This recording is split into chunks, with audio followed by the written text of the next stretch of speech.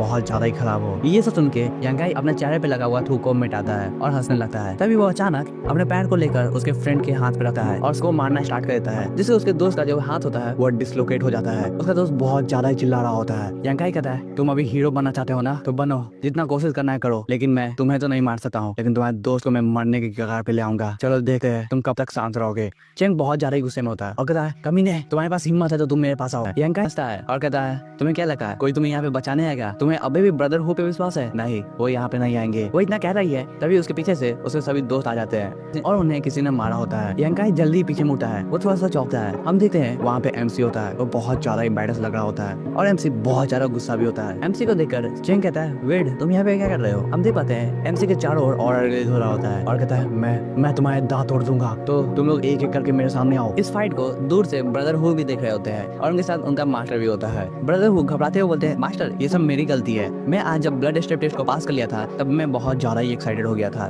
इसका मैंने बहुत ज्यादा ड्रिंक भी कर लिया, यही वजह है कि मैं आज लेट आया हूँ और ये सब हो रहा है। ब्रदरहुड आगे बताते हैं लू सहाओई डेली लाइफ में वो इतना ज्यादा निर्दयी नहीं है और वो बहुत ज्यादा दयालु इंसान है, लेकिन पता नहीं वो आज ये क्यों कर रहा है। उसके मास्टर कहते हैं हाँ तुमने सही कहा, लू सहाओई बहुत ज्यादा ही अच्छा इंसान है और उसका दिल बहुत ज्यादा ही साफ है, लेकिन वो अभी बहुत ज्यादा ही बुरा बन चुका है, इसी कारण वो ब्लड स्टेप टेस्ट को पास नहीं कर सकता है। एक फाइटर जिसके अंदर थोड़ा भी साहस न हो वो बंदा एक मरे हुए इंसान के बराबर होता है, समझे? और हम देख पाते हैं ये बंदा यांग डोंग जियोंग होता है जो कि मार्शल आर्ट एकेडमी का मास्टर भी होता है। ब्रदरहुड कहते हैं मास्टर हमें नीचे चलना चाहिए और सभी बच्चों की मदद करना चाहिए क्योंकि वे सब आज ही ज्वाइन किए हैं, और जहाँ तक रही यांगाई की बात तो यह हार्ड एंड स्किन फेज पे पहुंच चुका है, वो सब उन्हें हरा भी नहीं पाएंगे। मास्टर नीचे कुछ देखते हैं और कहते हैं नहीं रुको, इस बच्चे में ब्लड एनर्जी है और उसकी ब्लड एनर्जी बहुत ज्यादा इंटरेस्टिंग होने वाली है, तो चुपचाप इस मैच को देखो। यांगाई बोलता है क्या तुम मेरे दांत तोड़ोगे? तुम्हें इतना कहने की हिम्मत कैसे हुई? एमसी अपने हाथ को सामने लाता है और कहता है मैंने पहले ही चेतावनी दे दी है, तो अपने दांत को बचा के रखना, और वो सामने की ओर आगे बढ़ जाता है। यांगाई भी अपने साथियों को कहता है तो आगे बढ़ो और उस मछली पकड़ने वाले को पूरी तरह से तबाह कर दो।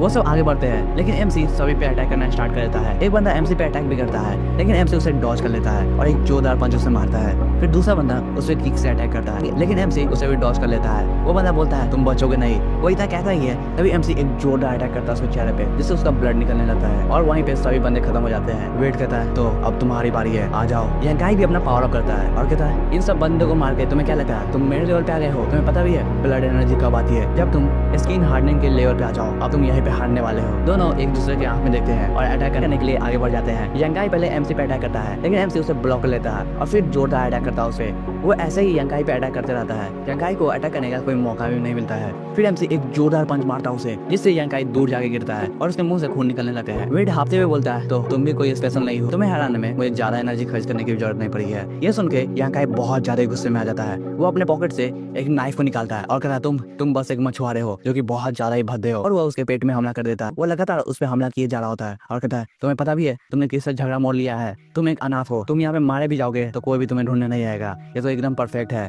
तुम क्या सोच रहे थे तुम यहीं पे बच जाओगे? और वो ऐसे ही लगातार अटैक कर रहा होता है। एमसी उस नाइफ के अटैक को अपने हाथ पे खाता है, जिससे वह उस नाइफ को पकड़ लेता है और कहता है तुम सही में बहुत ज्यादा ही भद्दे हो और डरपोक भी, और वो एक जोरदार पंच मारता है जिससे यांगाई जमीन पे जाके गिरता है और जमीन की धज्जियां उड़ जाती है। उस समय वेड बहुत ज्यादा ही गुस्से में होता है। यांगाई भीख मांग रहा होता है, नहीं मेरे पास नहीं आओ, और रिक्वेस्ट भी करता है लू सहाओई तुम क्या करने वाले हो? तुम यहाँ पे एक इंस्ट्रक्टर हो, जल्दी मुझे बचाओ। ये बंदा अपने ही दोस्तों पे अटैक कर रहा है। हम देख पाते हैं इंस्ट्रक्टर लोग बहुत ज्यादा परेशानी में होते हैं और उनके चेहरे से पसीने गिर रहे होते हैं। वो बहुत ज्यादा बेबस भी होते हैं क्योंकि वो कुछ कर भी नहीं सके। उतने में ही एक तलवार वेड के सामने आके गिरती है और कोई बोलता है बस रुक जाओ, बहुत हो चुका है। हम देख पाते हैं वो इस एकेडमी के मास्टर होते हैं। वो कहते हैं लू यांगाई और तुम्हारे जितने भी दोस्त है तुम कल से मार्शल आर्ट एकेडमी नहीं आओगे, समझे? और लू सहाओई तुम्हें पनिशमेंट हॉल में जाना चाहिए, मैं तुमसे बाद में बात करूंगा। इंस्ट्रक्टर लोग कहते हैं ठीक है मास्टर। वेड मन ही मन सोच रहा है क्या ये वही लेजेंडरी मास्टर है, मास्टर यांग वेड की तरफ देखते हैं। वेड बहुत ज्यादा निराश होता है और कहता है मैंने बहुत बड़ी गलती कर दी है, मैंने सेक में ही लड़ाई मोड़ ली है, मुझे ये नहीं करना चाहिए, अब मेरे पास कोई भी चारा नहीं है। तभी मास्टर कहते हैं तो तुम्हारा नाम लियांग यू है ना? एमसी कहता है हाँ। मास्टर हंसते हैं और कहता है क्या तुम मेरे डायरेक्ट डिसाइबल बनोगे? ये सुन के वेड बहुत ज्यादा चौंक जाता है और कहता है क्या? मास्टर अपना हाथ एमसी की ओर बढ़ाते हैं और कहते हैं तुम मेरे डायरेक्ट डिसाइबल बन जाओ, क्या ख्याल है तुम्हारा? उसके बाद सीन शिफ्ट होता है और हमें यंग रेसिडेंस का सीन दिखाया जाता है। सभी लोग बात कर रहे होते हैं, क्या तुमने सुना मास्टर ने एक और डिसाइपल को ले लिया अपने अंदर, वो उनका 9 डिसाइपल होने वाला है। सभी लोग तो ये भी बात कर रहे हैं वो बच्चा बहुत ज्यादा यंग है और सही साथ हैंडसम भी। तभी हम एक लड़की को देखते हैं जो कि कहती है यंग मास्टर वो एमसी के लिए बहुत सारे कपड़े लाई होती है। वो कहती है ये सब कपड़े आपके एल्डर ब्रदर और एल्डर सिस्टर ने दिया था, हम लोग ये कपड़े पहनाने में आपकी मदद करेंगे। एमसी कहता है नहीं इसकी जरूरत नहीं है, बस तुम लोग यहाँ से चले जाओ, मैं खुद ही पहन लूंगा। फिर लोग वहाँ से चले जाते हैं। जैसे ही वो सब वहाँ से जाती है एमसी चैन की सांस लेता है और सोचने लगता है अब तक 2 सप्ताह हो चुके हैं जब तक मैंने यांग को हराया है। मेरे शरीर पे जितने भी घाव थे और सही साथ मेरे दोस्त पे जितने भी घाव लगे हुए थे वो सब हील हो चुके हैं। ये सब मास्टर यांग के कारण हुआ है। अब मैं अकेला नहीं हूँ, मेरे पास मेरे मास्टर है और साथ ही साथ मेरे एल्डर ब्रदर और एल्डर सिस्टर भी जो मुझे सपोर्ट करेंगे। जहाँ रेसिडेंस अब मेरा कुछ भी नहीं बिगाड़ सकती है। अब तो मैं उनसे बहुत ज़्यादा ही ताकतवर हो गया हूँ। तभी सीन शिफ्ट होता है और हम देखते हैं कोई बंदा बोल रहा होता है मैंने उस दिन देखा था वो रात लियांग बहुत ज़्यादा ही पावरफुल था, वो मर नहीं वाला था। तुम इमेजिन कर सकते हो वो बंदा मार्शल आर्ट स्कूल में एक दिन पहले ही आया था लेकिन उसने एक स्क्रीन बैरियर वाले बंदे को हरा दिया है। हम देखते हैं ये ब्रदर जियाओ होते हैं, वो फोर्थ ब्रदर से बात कर रहे होते हैं। फोर्थ ब्रदर बोलते हैं जियाओ मैंने ये बात बहुत बार सुन ली है, तुम पिछले 2 सप्ताह से सेम बात बोले जा रहे हो। फिर 8 एल्डर ब्रदर बोलते हैं अगर मास्टर ने उसे चुना है तो बंदा बहुत ज़्यादा टैलेंटेड होगा। हम यहाँ पे सभी एल्डर ब्रदर और एल्डर सिस्टर से मिल पाते हैं। जो एल्डर सिस्टर होती है वो बोलती है फोर्थ ब्रदर क्या तुम 9th ब्रदर से बहुत ज़्यादा जेलस हो, तुमने उसे गिफ्ट में क्या दिया है। फोर्थ ब्रदर बोलते हैं मैंने उसे पूरा एक टंगस्टन स्टील दिया है जिससे उसका जो बैक साइड है वो पूरी तरह से प्रोटेक्ट रहेगा।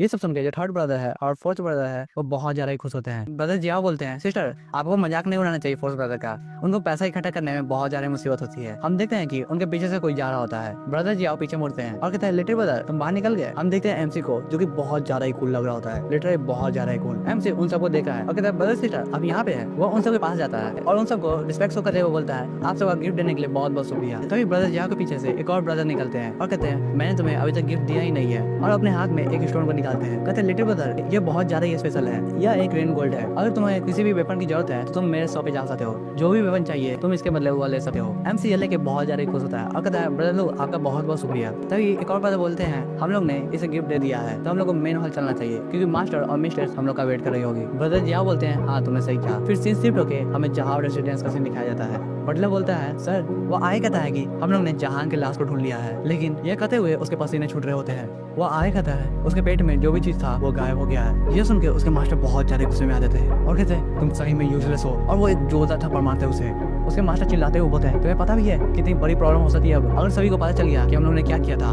तो हम लोग की गर्दन कट सकती है। गवर्नमेंट ऑफिसर को ये सब के बारे में नहीं पता होना चाहिए। बटलर बोलते हैं सर ये सब लियांग की गलती है, उसी ने जहां को मार दिया होगा और यहाँ से बाहर निकल गया होगा। उसके जो मास्टर होते हैं गुस्से में बोलते हैं लियांग हाँ जहाँ तक मुझे पता है वो बंदा डायरेक्ट डिसाइपल बन चुका है यांग डोंगसू का। फिर वो उस बटलर के पास जाते हैं और बाल पकड़ते हुए बोलते हैं तुम्हें पता भी है उसका जो ब्लेड है वो कितना ज्यादा तेज है और तुम उसके ब्लेड के नीचे नहीं आना चाहते हो तो चुपचाप पीछे हट जाओ। और फिर दोबारा से वो सोचने लगता है लियांग अभी मैं तुम्हें छोड़ देता हूँ। फिर सीन शिफ्ट होता है और हमें मार्शल आर्ट एकेडमी का सीन दिखाया जाता है। उसके मास्टर बोलते हैं लियांग तुम बहुत ज्यादा ही बहादुर हो और साथ ही साथ तुम बहुत ज्यादा मेहनत भी करते हो, मैं तुम्हें अपना डिसाइपल बनाना चाहता हूँ, क्या तुम इसे एक्सेप्ट करते हो। वेट कहता है हाँ मास्टर मैं इसे एक्सेप्ट करता हूँ। मास्टर आगे बताते हैं जब तुम इस स्कूल में आ जाओगे तो तुम्हें बहुत ज्यादा ही हम्बल रहना होगा, सभी को अपना रिस्पेक्ट शो करना होगा, जो भी तुम्हारे टीचर है सभी को। वो आगे कहते हैं कि तुम किसी से भी फाइट नहीं ले सकते हो और तुमसे जितने भी बड़े इंसान है उन सबको रिस्पेक्ट देना होगा, तुम बुरे काम भी नहीं कर सकते हो जैसे कि कमजोर को परेशान करना, तुम कमजोरों पे वार नहीं कर सकते हैं, तुम समझ गए हो। एमसी कहता है ठीक है मास्टर मैं समझ गया हूँ। उसके मास्टर बोलते हैं ठीक है अब ये चाय पीने के बाद तुम मेरे डायरेक्ट डिसाइपल बन जाओगे और आज से ही तुम किसी को भी परेशान नहीं करोगे, जो भी तुम्हें बेइज्जत करेगा इसका मतलब यह है कि वह मुझे बेइज्जत कर रहा है और तुम्हारे पीछे तुम्हारे मास्टर सपोर्ट में है, समझ गए। एमसी कहता है हाँ मास्टर मैं समझ गया हूँ। फिर सीन शिफ्ट हो जाता है और हम देख पाते हैं बहुत से मार्शल आर्टिस्ट वहाँ पे प्रैक्टिस कर रहे होते हैं, उन सबके शरीर में से पसीने छूट रहे होते हैं और वे सब हाफ रहे होते हैं।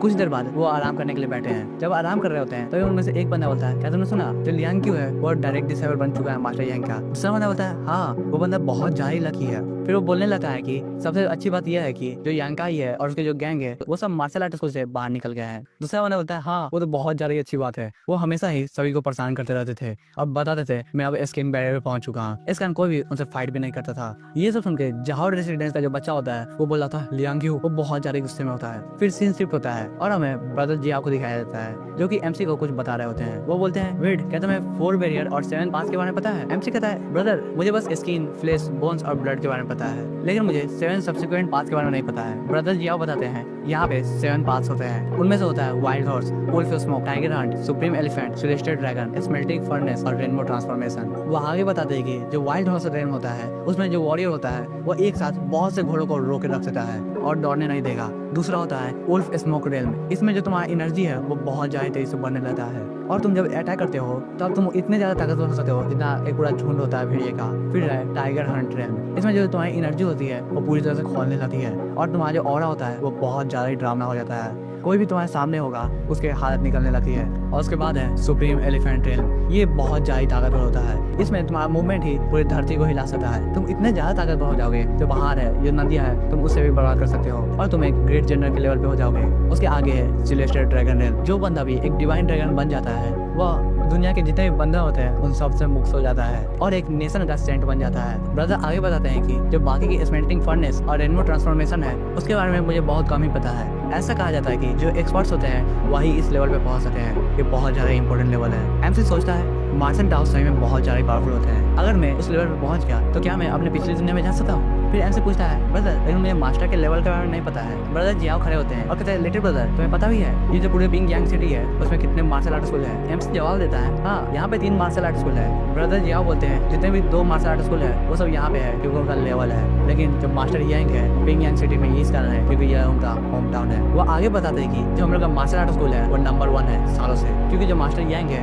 वो पिंग यांग सिटी में इकलौते बंदे हैं जो टाइगर हंट रेल पे पहुंच चुके हैं। एमसी ये सुनता है और सोचता है टाइगर हंट, मैं अपने सिस्टम से और भी जल्दी टाइगर हंट पे पहुंच सकता हूँ, मुझे जल्दी कल्टीवेशन करनी चाहिए। फिर वो अपग्रेड करता है और ब्रदर जियाओ बोलते हैं ठीक है आज जो मॉर्निंग की लेसन है वो खत्म हो चुका है। वो आगे कहते हैं कि लिटिल ब्रदर तुम्हें कल्टीवेशन करने में इतनी जल्दी नहीं करनी चाहिए, तुम आराम से एक एक स्टेप लो, तुम्हारा जो लेवल है वो बहुत ज़्यादा ही अच्छा है, तुम आराम से प्रोग्रेस करोगे तो तुम्हारे लिए बहुत ज़्यादा ही अच्छा होगा। एमसी कहता है थैंक यू बिग ब्रदर और सोचने लगता है जो जहाँ फैमिली का प्रेशर है वो पूरी तरह से हट चुका है। मुझे अब स्पिरिचुअल फेस को ढूंढना चाहिए जिससे मैं आराम से ब्रेक थ्रू कर पाऊंगा फर्स्ट वेरिएंट में और मैं ट्रू मार्शल मास्टर बन पाऊंगा। फिर सीन शिफ्ट होता है और हमें जहाज का सीन दिखाया जाता है। बोट पे एमसी बहुत सारी मछलियां पकड़ा होता है और कह रहा होता है अब मैं अकेले इतने ज्यादा नहीं कर सकता हूँ, मुझे लग रहा है ये जो नाव है अब और भी ज्यादा मछलियों को हैंडल नहीं कर सकता है, मुझे नाव को चेंज कर लेना चाहिए। हम देखते हैं कि वहाँ पे बहुत सारी मछलियां होती है। एमसी खड़ा होता है और कहता है ये कितना ज्यादा दुर्भाग्य की बात है, आज मैं एक भी स्पिरिचुअल फिश को नहीं दे पा रहा हूँ, क्या मैं किसी को पकड़ पाऊंगा?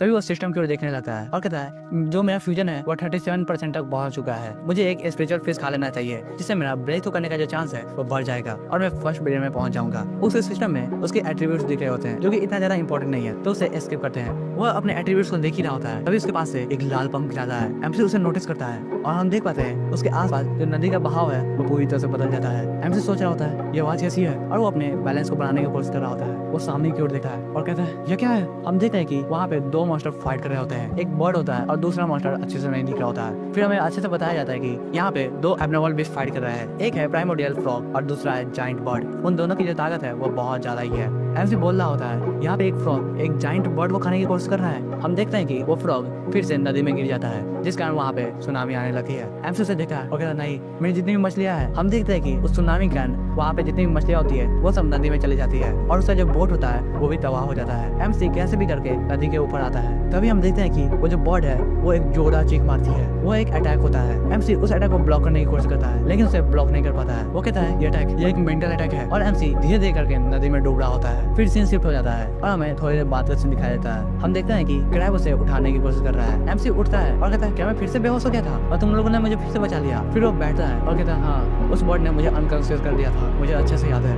वो सही में बहुत ज्यादा डरावना था, वो सब बहुत ज्यादा ताकतवर है, अगर मैं उन्हें नहीं पकड़ पाया तो उनसे ज्यादा ताकतवर को कैसे पकड़ पाऊंगा? मुझे कुछ करना होगा अच्छे से कल्टीवेट, उसी के बाद मैं कुछ कर पाऊंगा। फिर वो लेटते हुए सोचता है मेरा जो बोट है वो पूरी तरह से टूट चुका है और सभी मछलियाँ निकल चुकी है, अब मुझे नहीं लग रहा है कि मैं फर्स्ट वेरिएंट में अभी जा पाऊंगा, मुझे थोड़ा वेट करना चाहिए। तभी जो क्रोकोडाइल होता है वो एमसी के पास आता है। एमसी बोलता है क्या हुआ? वो क्रोकोडाइल अपने मुंह को खोलता है। एमसी उसमें देखता है क्या एक हॉर्न बटरफ्लाई फिश, ये तो बहुत ज्यादा अमेजिंग है, ऐसा लग रहा है मैं अब फर्स्ट वेरिएंट में ब्रेक थ्रू कर पाऊंगा और एमसी बहुत ज्यादा ही खुश होता है। फिर सीन शिफ्ट होता है और हमें पता जाता है कि जो ब्लड और एनर्जी है वो एक वॉरियर का मैनिफेस्टेशन है। सिर्फ ब्लड और एनर्जी से एक इंसान ताकतवर नहीं बनता है, ये ताकतवर बनता है जब ब्लड और एनर्जी का कंसंट्रेशन लेवल बहुत ज़्यादा ही अच्छा होता है। फिर हमें ऐसे ही बहुत सी चीज़ों के बारे में बताया जाता है, ये सब चीज़ों पे ध्यान नहीं देते हैं। हम देखते हैं कि एमसी कुछ बना रहा होता है और साथ साथ एक अगरबत्ती को जलाता है, फिर वह अपना मेडिटेशन करना स्टार्ट करता है। हम देख पाते हैं कि एमसी के शरीर से बहुत ज्यादा पसीने निकल रहे होते हैं और साथ साथ एमसी के सामने कुछ खाना पड़ा होता है। वो जो अगरबत्ती का धुआं होता है वह चारों ओर फैल रहा होता है। फिर हमें एक फ्लैशबैक का सीन दिखाया जाता है जिसमें ब्रदर लो बोलते हैं यह अगरबत्ती तुम्हारे कॉन्सेंट्रेशन लेवल को बढ़ा देती है जिससे तुम अपने लिमिट को सरपास कर सकते हो। एमसी ब्रेक थ्रू कर रहा होता है, वो सोचता है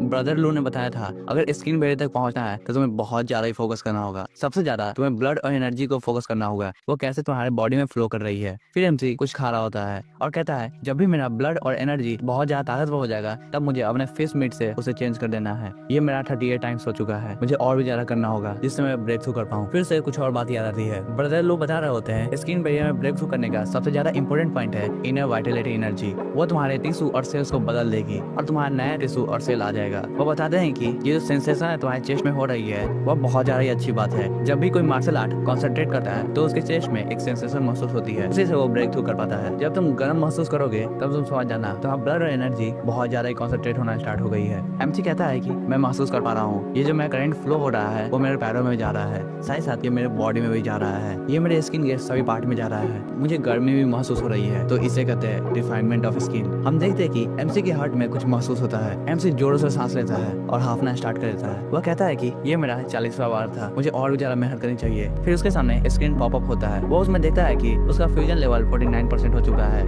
ऐसे सोचता है मैंने अभी ब्रेक थ्रू भी नहीं किया है लेकिन मेरा फ्यूजन लेवल 49% हो गया है। और वो कहने लगा है ऐसा लग रहा है जब मेरा फ्यूजन लेवल 50% हो जाएगा तब मेरे बॉडी में कुछ ज्यादा ही चेंजेस हो गए, साथ ही साथ मुझे कुछ पावर्स भी मिल सकते हैं, मुझे देखना चाहिए। तभी वह नीचे पड़े हुए खाने की ओर देखा है और कहता है ओह तो मेरा फिश मीट खत्म हो चुका है और साथ ही साथ मेरा लोटस भी खत्म हो गया है, मुझे फिर से लाना पड़ेगा और बहुत ज्यादा मेहनत करनी पड़ेगी क्योंकि मछली इतनी जल्दी मिलती भी नहीं है यार। साथ ही साथ अगर मैं इसे खाऊंगा तो मेरे बॉडी पे कुछ भी असर नहीं पड़ने वाला है। फिर वह अपने खिड़की की ओर देखा है, वहाँ से रोशनी आ रही होती है। वो कहता है ओ तो सुबह हो गई है। तभी उसके दरवाजे पे नॉक होता है। एमसी उस दरवाजे को खोलता है। हम देख पाते हैं वहाँ पे उसके दोस्त के फादर होते हैं। वो सब बोलते हैं वेट मैंने देखा तुम कल आए थे, मुझे तुमसे कुछ पूछना था। वेट बोलता है अंकल ली आप यहाँ पे आए हैं, आपको जो भी पूछना है पूछ लीजिए। और सोचने लगता है ये तो मेरे दोस्त के फादर है, ये यहाँ पे क्यों आए हैं। अंकल ली बोलते हैं ये कुछ ज्यादा सीरियस नहीं है, हमें बस ये पूछना था हमारे बेटे 2 दिन से घर क्यों नहीं आए हैं, क्या वो अभी भी मार्शल आर्ट जिम में है या कहीं घूम रहे होंगे आवारा की तरह। अंकल चिंग भी पूछते हैं हाँ मेरा बेटा भी नहीं आया है, तुम बता सकते हो वो क्या कर रहा है। वेड हंसता है और कहता है अंकल कल रात को मैं लेट से आया था इसका मैं बताना भूल गया। वो दोनों अभी मार्शल आर्ट स्कूल में ही है,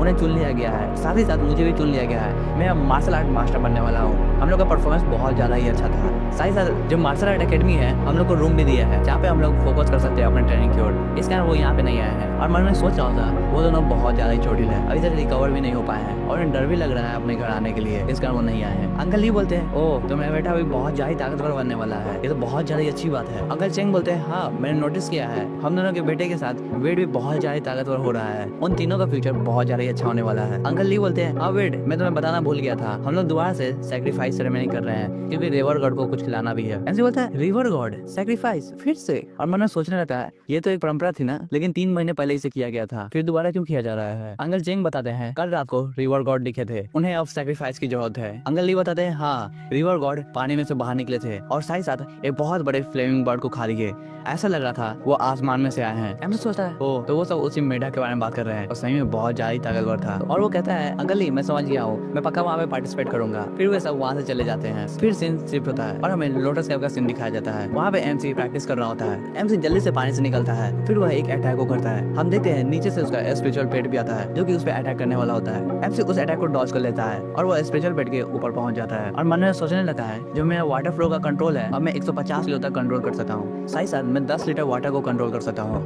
इसका मतलब ये है कि 1 लीटर वाटर 15 किलोग्राम फोर्स लगा सकता है, ये बहुत ज्यादा अच्छी बात है। फिर एमसी एक जोरदार अटैक करता है। हम देखते हैं कि वो अटैक उसके दोनों स्पिरिचुअल फेस के पास जाता है। जैसे ही वह स्पिरिचुअल पेट के पास जाता है वो दोनों अपना शेप चेंज कर लेते हैं और छोटे बन जाते हैं। एमसी सोचता है तो पानी के अंदर मेरा ताकत बहुत ज्यादा बढ़ चुका है, मैं अब लू यांगाई को हरा सकता हूँ। फिर वो अपने सिस्टम की ओर देखने लगता है। वो अपने सिस्टम की ओर देखते हुए बोलता है जहाँ तक रही मेरे ब्रेड टेक्निक की बात, मुझे एक बहुत ज्यादा अच्छा वेपन चाहिए होगा। थर्ड एल्डर ब्रदर ने मुझे बताया था इस दुनिया में कुछ स्पिरिचुअल वेपन्स भी होते हैं जो कि खुद से रिपेयर हो जाते हैं और साथ ही साथ अपग्रेड हो जाते हैं, लेकिन इस तरह के वेपन बनाने के लिए तुम्हें बहुत ज्यादा रेयर मटेरियल चाहिए होगा, जैसे कि किसी चीज का कोर, वो बहुत ज्यादा ही इंपॉर्टेंट होता है। मुझे अभी पता भी नहीं है मुझे ऐसा चीज मिल भी पाएगा या नहीं, मैं तो हमेशा पानी में ही रहता हूँ जहाँ पे सिर्फ मछलियाँ मिलती है। तभी उससे एक स्पिरिचुअल फिश बोल रहा होता है यहाँ पे बहुत ज्यादा गर्म है। एमसी उसकी ओर देखा है और कहता है वहाँ पे कुछ है क्या। वो स्पिरिचुअल फिश बताता है वहाँ पे उस पत्थर के नीचे। एमसी वहाँ पे देखता है वहाँ पे एक पंख होता है। वो बोलता है ओ तो ऐसा लग रहा है यह पंख फिनिक्स का ही है, ये बहुत ज्यादा स्पेशल दिख रहा है और साथ ही साथ बहुत ज्यादा ब्राइट भी है।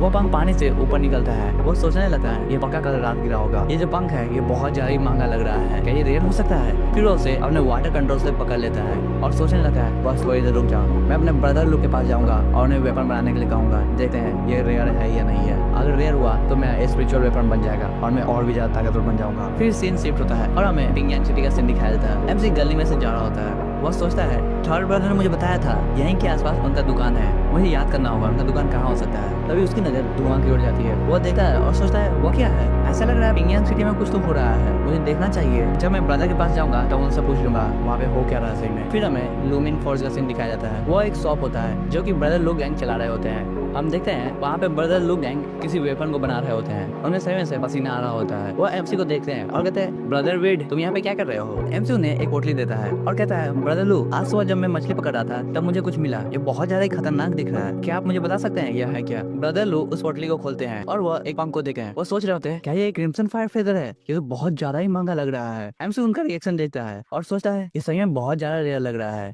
इनके रिएक्शन से तो मुझे यही पता चल रहा है। और कहता है ब्रदर लू क्या आपको पता है ये क्या है। एल्डर ब्रदर बताते हैं तुमने कभी क्रिम्सन फायर फेदर के बारे में सुना है, वो कैसे आते हैं। ब्रदर बताना स्टार्ट करते हैं ये जो पंख है वह स्पिरिचुअल क्रीचर का है जो कि है क्रिम्सन फायर बर्ड। वो बहुत ज्यादा ही ताकतवर स्पिरिचुअल क्रीचर है। जब भी वह किसी खतरे को महसूस करता है वो अपने बॉडी के सभी वाइट एनर्जी को पंखों में ट्रांसफर करना स्टार्ट कर देता है और सभी पंखों को अलग अलग डायरेक्शन में फेंक देता है जिससे वह बच सके। उन सभी पंखों में से एक पंख में बहुत ज्यादा ही वाइट एनर्जी होता है। उस पंख को हम लोग गोल्डन क्रिम्सन फायर फेदर कहते हैं। वह बहुत ज्यादा ही रेयर होता है। उस पंख से वो बर्ड दोबारा से जिंदा हो सकता है जैसे कि एक लिजर्ड जिंदा होता है अपने पूंछ से, लेकिन दोबारा जिंदा होने के लिए उसे पहले अपने रियल बॉडी को छोड़ना होता है। वेड ये सब बात को सुनता है और कहता है क्या यानी कि यह पंख एक गोल्डन फेदर है, मुझे यकीन ही नहीं हो रहा है। उसके ब्रदर बोलते हैं नहीं नहीं तुम कुछ गलत समझ रहे हो, ये इतना भी ज्यादा रेयर नहीं है, ये नॉर्मल पंख है। अगर ये गोल्डन फेदर होता तो हम लोग इसके पास में नहीं जा पाते, इसकी स्पिरिचुअल एनर्जी बहुत ज्यादा ही होती था। और मैं तुम्हें सलाह देना चाहूंगा तुम इसका स्पिरिचुअल वेपन बना लो, इसका एनर्जी को ऑब्जर्व करने से तुम्हें कुछ भी फायदा नहीं होने वाला है। अगर तुम इसका स्पिरिचुअल वेपन बना लोगे तो तुम बहुत ज्यादा ताकतवर हो जाओगे। वो पूछते हैं तुमने क्या डिसाइड किया है, तुम्हें किस टाइप का वेपन चाहिए। वेड बोलता है हाँ मुझे पता है मुझे किस टाइप का वेपन चाहिए, मैंने बहुत चीज को महसूस किया है। लास्ट पर जब मैं क्रैब से फाइट कर रहा था तब मुझे बहुत ज्यादा ही मुश्किल हो रही थी, उसी समय मुझे पता चला था मुझे किस टाइप का वेपन चाहिए। मुझे एक लंबा वेपन चाहिए जो कि मुझे पानी में भी सपोर्ट कर सके और मेरे टेक्निक के साथ कॉम्पेटिबल हो सके। वो कहता है तो मैं चूज करूंगा एक स्फीयर। ब्रदर लोग ये सुनकर बहुत ज्यादा चौंक जाते हैं और कहते हैं एक स्फीयर, डोजो में भी किसी बंदे ने स्फीयर नहीं यूज किया है। तुम्हें पता भी है जितना ज्यादा बड़ा वेपन तुम्हारा होगा उतना ज्यादा तुम्हारा रेंज अच्छा होगा, लेकिन बड़े वेपन को कंट्रोल करना उतना ही ज्यादा मुश्किल होता है। वेट कहता है हाँ मुझे पता है ब्रदर, प्लीज इस पंख को मेरे वेपन में डाल दीजिएगा जिससे मेरा वेपन एक स्पिरिचुअल वेपन बन जाए। और मन में सोचने लगता है तो मुझे अब स्पिरिचुअल वेपन मिलने वाला है, ये तो बहुत ज्यादा ही अच्छी बात है। ब्रदर लोग बोलते हैं ठीक है मैं समझ गया हूँ, और जब भी तुम्हारा वेपन बन जाएगा तब मैं तुम्हें बता दूंगा, तुम इसे ले जा सकते हो। वेट बोलता है आपको बहुत बहुत शुक्रिया ब्रदर। वो बाहर निकल ही रहा होता है तभी उसकी नजर फिर से उस धुआं की ओर जाती है। वो पूछता है ब्रदर लू आपको पता है वहाँ पे धुआं क्या कर रहा है और वो कहाँ से आ रहा है। ये सुनकर ब्रदर लोग बहुत ज्यादा गुस्से में आ जाते हैं। वो कहते हैं वो जगह फाहुआ टेम्पल है, वहाँ पे आज सुबह आग लगी थी, वो आग वहाँ पे नहीं होना चाहिए था। फिर हम फाहुआ टेम्पल को देते हैं जहाँ पे बहुत ज्यादा जोर से आग लगी होती है। एमसी ये सुनता है और कहता है वहाँ पे आग नहीं होनी चाहिए थी, इसका मतलब क्या है। ब्रदर लोग बताते हैं वहाँ पे एक माउंटेन डीमन है, हम देख पाते हैं एक डीमन को जो कि बहुत ज्यादा ही खतरनाक लग रहा होता है। फिर हमें फाहुआ टेम्पल को दिखाया जाता है। फिर हम एक औरत को देख पाते हैं जो कि तेजी से दौड़ रही होती है, वो बहुत ज्यादा ही हाफ रही होती है और उसके पसीने छूट रहे होते हैं। ऐसा लग रहा है वो बहुत देर से दौड़े जा रही होती है। तभी वो बोलती है मुझे बचाओ। वो सामने की ओर एक बच्चे को देखती है जो कि फाहुआ टेम्पल की साफ सफाई कर रहा होता है। वो बोलती है बचाओ। वो बच्चा पीछे मुड़ता है और उस लेडी को देखता है। वो लेडी लास्ट में बोलती है लिटिल मास्टर जी मुझे बचा लीजिए, और इतना कहते ही वो बेहोश हो जाती है। लास्ट में वो देख पाती है कि वो बच्चा उसकी मदद करने आ रहा होता है। वो कहता है मिस। फिर हम देखते हैं कि दो आदमी उस औरत को रूम में ले आते हैं और कहते हैं मिस जागिए आप। उसकी आंख खुलने लगती है। एक बंदा बोलता है मास्टर ये औरत जाग चुकी है। उसके मास्टर बोलते हैं तो अब जाग चुकी है, बुद्धा आपको लंबी जीवन दे। वो औरत उठते हुए बोलती है मैं कहाँ पे हूँ। वो बुढ़ा बोलता है यह एक फाहुआ टेम्पल है और आपको हुआ क्या था। वो औरत बताना स्टार्ट करती है मैं हुआजू कंट्री से थी, 3 महीने पहले मैं पिंगियांग सिटी आई थी अपने रिलेटिव से मिलने के लिए, लेकिन रास्ते में ही कुछ ऐसा हो गया जिसके बारे में मैंने सोचा ही नहीं था। हम लोग के सामने एक अजीब ग्रुप के लोग आ गए थे। पहले तो मुझे लगा था वो सब लुटेरे हैं, लेकिन नहीं वो सब ऐसा नहीं थे। उन्होंने मुझे बंदी बना लिया था और साथ ही साथ मेरे आंखों पे पट्टी बांध दिया था। वे सब मुझे एक अजीब सी जगह ले गए थे। उसके बाद उन्होंने मेरे पट्टी को खोल दिया। वो जगह सही में एक नर्क थी। उन्होंने बहुत से आदमी को टॉर्चर किया था और उन्हें शैतान बना दिया था। वो बूढ़ा सुनता है और कहता है क्या उन्होंने आपको पैसे के लिए किडनैप किया था। वो बोलती है नहीं वो सब मैंने नहीं किया था। वो बताती है वे सब वहाँ पे थे क्योंकि उन सबको एक रिफाइनिंग पिल बनाना था, हम लोग उनके लिए एक मटेरियल थे। वहाँ पे एक बंदा बोलता है पिल जाग जाओ। हम देखते हैं कि एक मॉन्स्टर के पेट में कुछ होना स्टार्ट हो जाता है और वो जोर से चिल्लाता है। सभी लोग प्रार्थना करना स्टार्ट करते हैं। फिर हम उसी बंदे को देखते हैं। वो बंदा अपने हाथ में चाकू लाता है और उसके पेट पे अटैक कर देता है। जैसे वो पेट पे अटैक करता है उस मॉन्स्टर की चीखें निकल जाती है। वो जोरों से चिल्लाता है। उसके पेट में जितने भी ऑर्गन्स थे वे सब बाहर निकल आते हैं और लास्ट में एक पिल होता है। वो बंदा जो कि अपने हाथों में चाकू रखा हुआ था अपने हाथ को खोल लेता है और पिल के गिरने का इंतजार कर रहा होता है। उसके हाथ में वो पिल आ जाती है। हम देखते हैं एक बंदा पूछ रहा होता है, ये बहुत ज्यादा ही अजीब है, क्या तुम मुझे बता सकते हो इन सब के पेट में से क्या निकल रहा है? दूसरा बंदा बताता है, हाँ ये सब एक फेटर पियर पिल है जो कि ग्रेट स्पीयर के लिए बनाया जा रहा है। वो आगे बताता है इन सबको मीट दिया जाता है जो कि माउंटेन स्पीड से आता है, क्यों ना वो एक मर्द हो या औरत, उन सब के पेट में कुछ मीट डाला जाता है। फिर 3 महीने बाद ये सब मीट फेटर पिल में बदल जाता है और उन सब में से किसी का फेटर पियर पिल बन जाता है। वही पिल इन सबको जरूरत है। पिल को खाने के बाद कोई भी आदमी इमॉर्टल बन सकता है। यही है कल्टीवेशन का डार्क साइड जिसके बारे में कोई बात नहीं करता है। दूसरा बंदा सुनता है और कहता है 3 मंथ में वो एक फेटर पियर पिल बन जाएगा। लेकिन अगर 3 मंथ में नहीं निकाला गया तो वो बंदा बोलता है अगर 3 मंथ में नहीं निकाला गया तो वह हैच हो जाएगा। सामने वाला बंदा पूछता है हैच इसका मतलब क्या है, टूट के क्या निकलेगा? दूसरा बंदा बोलता है तुम्हें इसके बारे में जानने की कोई भी जरूरत नहीं है। और यह कहते हुए उसके पसीने छूट रहे होते हैं और साथ साथ वो कांप भी रहा होता है। फिर सेंस शिफ्ट होता है। हम देखा है कोई बंदा बोल रहा होता है जिमिंग जो एल्डर ब्रदर है वो शहर की ओर गए हैं, अथॉरिटीज को ये बता दो और साथ साथ कुछ वेज फूड उस औरत को दे देना। वो बच्चा बोलता है हाँ मास्टर मैं समझ गया। वह उस औरत के रूम में एंटर करता है। वो कहता है मिस क्या आप यहीं पे है? वह उस रूम में एंटर कर जाता है और चारों ओर देखना स्टार्ट कर देता है। वह सोचता है कि शायद वो सो गई है। तभी उसकी नजर किसी चीज पे जाती है। वो देख पाता है उसके पैरों के नीचे खून है। वो कांपने लगता है और कहता है ये क्या है? फिर हम देखते हैं दरवाजे के पीछे किसी का पैर है। वो उसे देखता है और कहता है अगर यहाँ पे यह औरत है तो बेड पे कौन है? और ये देख के वो पूरी तरह से चौंक जाता है क्योंकि आधी लाश खड़ी हुई होती है और आधी लाश बेड पर होती है। उस बच्चे के पसीने छूटने लगते हैं। उसके हाथ में जो भी था वो नीचे गिरा देता है और वो खुद पीछे की ओर गिर जाता है। जैसे वो पीछे आता है उसके सर पे एक खून का बूंद गिरता है। उसके पसीने छूटने लगते हैं और रूह कपकपाने लगती है। वो ऊपर की ओर देखता है। हम देखते हैं वहाँ पे एक मॉन्स्टर होता है। फिर सीन शिफ्ट होता है और हम जंगल में देख पाते हैं वहाँ से 3-4 लोग बढ़ रहे होते हैं। जो ऑफिसर होता है वो बोलता है हीरो लू आपका बहुत बहुत शुक्रिया, अगर आप हम लोग की मदद नहीं करते तो इन्वेस्टिगेशन करने में बहुत ज्यादा मुसीबत होती था और कोई भी लोग हमें अंदर भी नहीं आने देते था। जो लू होते हैं वो बोलते हैं ऑफिसर वैंग इसमें आपको शुक्रिया करने की कोई भी जरूरत नहीं है, ये तो मेरा कर्तव्य था।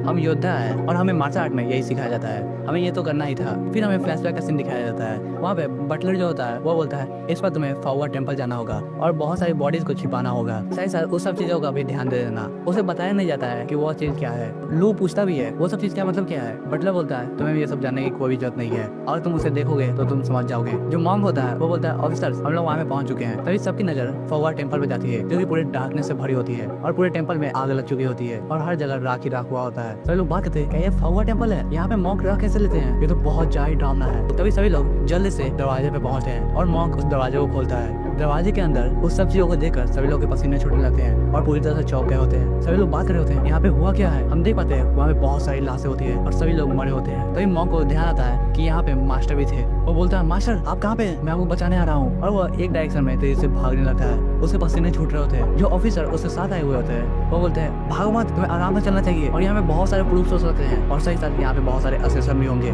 तुम ध्यान से रहना। एक ऑफिसर बोलता है जियालू तुम उस मॉन्क का पीछा करो, हम लोग को सब कुछ देखना होगा। और हम देखते हैं जो लू होते हैं वो सभी के लाशों को देख रहे होते हैं। वो उन लाशों को देख कर समझ जाते हैं कि इन सब लाशों पर किसी ने काटा है। साथ साथ कोई बड़ा इंसेक्ट होगा जो ये काम करेगा, लेकिन इस दुनिया में ऐसा कोई इंसेक्ट एग्जिस्ट ही नहीं करता है। यह है क्या?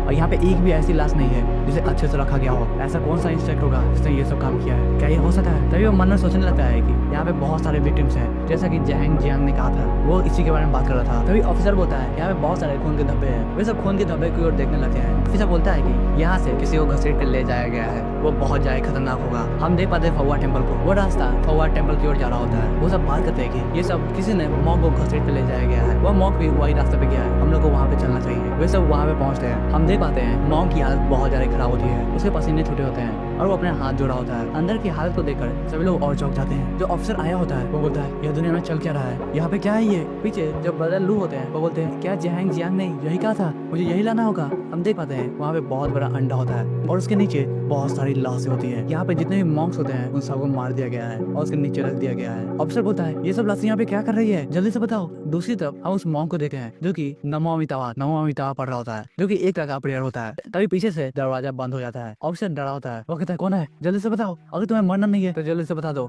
हम लोग यहाँ के ऑफिसर्स हैं। और वो दरवाजे को जोर से नॉक करने लगता है। ब्रदर लू बोलते हैं इस सब का कोई फायदा नहीं है, हम लोग अभी दरवाजे की ओर नहीं देखना चाहिए, एक बार अगर ये हैच हो गया तो हम लोग प्रॉब्लम में फंस सकते हैं। ऑफिसर डरते हुए पीछे मुड़ता है और कहता है हीरो लू क्या तुम्हें इन सब चीजों के बारे में पता है, ये सब है क्या? हीरो लू बताते हैं कि ये एक माउंटेन डेमन का एग है, ये मदर फैंटम का एक मार्क है, तुम देख सकते हो यहाँ पे। ऑफिसर के पसीने छूट रहे होते हैं। वो कहते हैं मदर फैंटम ये तो एक एंशिएंट डायनेस्टी थी ना, यहाँ पे ये सब कैसे आ सका है? ब्रदर लू बताते हैं अगर माउंटेन डेमन का अंडा एक बार टूट टूट गया और उसने बहुत सारे खून और साथ ही साथ मांस को निकल लिया, तो उसका सेकेंड फेज स्टार्ट होता है। वो बहुत ज्यादा कांप रहे होते हैं। वो कहते हैं अगर उसका अंडा पूरी तरह से तैयार हो गया और सेकेंड फेज में आ गया तब वो एक ऐसा क्रिएचर बन जाएगा जो कोई भी नहीं हरा सकता है। उसके पास जो ताकत होगी उसका सामना कोई भी नहीं कर सकता है। समझ रहे हो तुम? कोई भी नहीं। वो ऐसे बात ही कर रहे होते हैं तभी वो अंडा हिलना स्टार्ट हो जाता है। ऑफिसर बोलते हैं उसके पास बहुत ज्यादा ताकत होगी जिसका सामना कोई भी नहीं कर सकता है, ये तो संभव है। वो इतना कहते ही है तभी उस अंडे में से एक हाथ निकलता है और धीरे धीरे करके पूरी बॉडी। सभी लोग बोलते हैं तो वो अंडा पूरी तरह से टूट चुका है और उसका सेकेंड फेज स्टार्ट हो चुका है, जो कि माउंटेन डेमन। हम उस डेमन को देख पाते हैं जो कि बहुत ज्यादा खतरनाक लग रहा होता है, लिटरली बहुत ज्यादा खतरनाक। मॉन्क उसे देखकर अपने प्रेयर को नहीं रोकता है, वो अपना प्रेयर स्टार्ट करता है। हालांकि वो कांपा होता है। उस डेमन की नजर मॉन्क पे पड़ती है और एक सेकंड में ही वो उस मॉन्क की ओर पहुंच जाता है। जैसे वो मॉन्क की ओर पहुंचता है वो उसका खाना स्टार्ट कर देता है। ये नजारा को देख के जो छोटा ऑफिसर होता है वो बोलता है मॉन्क, और वो उसे बचाने के लिए आगे बढ़ जाता है। पीछे से जो ओल्डर ऑफिसर होता है वो बोलता है रुक जाओ, तुम्हें वहाँ पे नहीं जाना चाहिए। हम देखते हैं उस मॉन्स्टर को जो कि अपने हाथ को दीवार से आगे लाता है और दूसरे ऑफिसर को पकड़ लेता है और दूसरी तरफ से उस मॉन्क को मार रहा होता है। वो ऑफिसर को पीछे की ओर फेंक देता है। जैसे ही वो ऑफिसर पीछे गिरता है उसके मुंह से खून निकल रहा होता है और उसके हाथ में जो तलवार होती है वो भी गिर जाती है। फिर से वो डेमन ऑफिसर को पकड़ लेता है। हम देख पाते हैं इस बार वो ऐसे पकड़ा होता है जिससे उस ऑफिसर की आंखें निकल रही होती है। वो ऑफिसर कर रहा होता है हीरो प्लीज मुझे बचा लीजिए, मैं मरना नहीं चाहता हूँ। हीरो ये सब चीजों को पीछे से देख रहे होते हैं। वो सोचते हैं इस क्रिएचर के पास बहुत ज्यादा ताकत है जिसका सामना मैं नहीं कर सकता हूँ। मैंने अभी तक फोर्थ प्लेयर को भी ब्रेक थ्रू नहीं किया है, मैं क्या करूँ? मुझे यहाँ से भाग जाना चाहिए। अगर मैंने अपनी पूरी ताकत यूज कर लिया तो मैं इस दरवाजे को तोड़ सकता हूँ, इसमें कोई प्रॉब्लम नहीं होने वाली है। लेकिन एक बार मैं निकल गया तो ये मॉन्स्टर भी यहाँ से निकल जाएगा, जो कि बहुत ज्यादा खतरनाक हो सकता है। दूसरी तरफ हम देख पाते हैं वो जो ऑफिसर होता है वो बहुत ज्यादा कांप रहा होता है और वो जो मॉन्स्टर उसे खाने ही वाला होता है वो जोरों से चिल्लाता है। ब्रदर लोग पूरे पसीने में भीगे होते हैं। वो सोच रहे होते हैं मुझे क्या करना चाहिए, क्या मुझे यहाँ से भाग जाना चाहिए, मुझे अपने सर्वाइवल पर देखना चाहिए। अगर मैं जिंदा रहा तो सब कुछ सही रहेगा। मैंने हमेशा अपने जीवन के बारे में सोचा है, मुझे अडॉप्ट किया गया था। अगर मैं अपने आंखों को बंद कर लूँ तो यहाँ पे कुछ भी नहीं हुआ है। मैंने हमेशा किसी भी चीज को नहीं देखा है। वो सोच रहे होते हैं उसी बैटल को जहाँ पे एमसी के दोस्त के साथ उसके बैटल चल रही होती है। उस समय उन्होंने अपने आंख को बंद कर लिया होता है। वो आगे बताते हैं कि मेरे फादर एकदम सही रहेंगे तो सब कुछ सही रहेगा, लेकिन मुझे बहुत ज्यादा घिन आती है, मैं ऐसा क्यों हूँ? हम देखते हैं वो मॉन्स्टर उस ऑफिसर को खाने ही वाला होता है। वो ऑफिसर कह रहा होता है हीरो लू मुझे बचा लीजिए। तभी जो ब्रदर लू होते हैं वो अपने तलवार को निकालते हैं और उस बंदे को बचा लेते हैं। वो कहते हैं कि तो ठीक है, देखते हैं तुम्हारी ताकत कितनी है, क्या मैं तुम्हें हरा पाऊंगा या नहीं हरा पाऊंगा।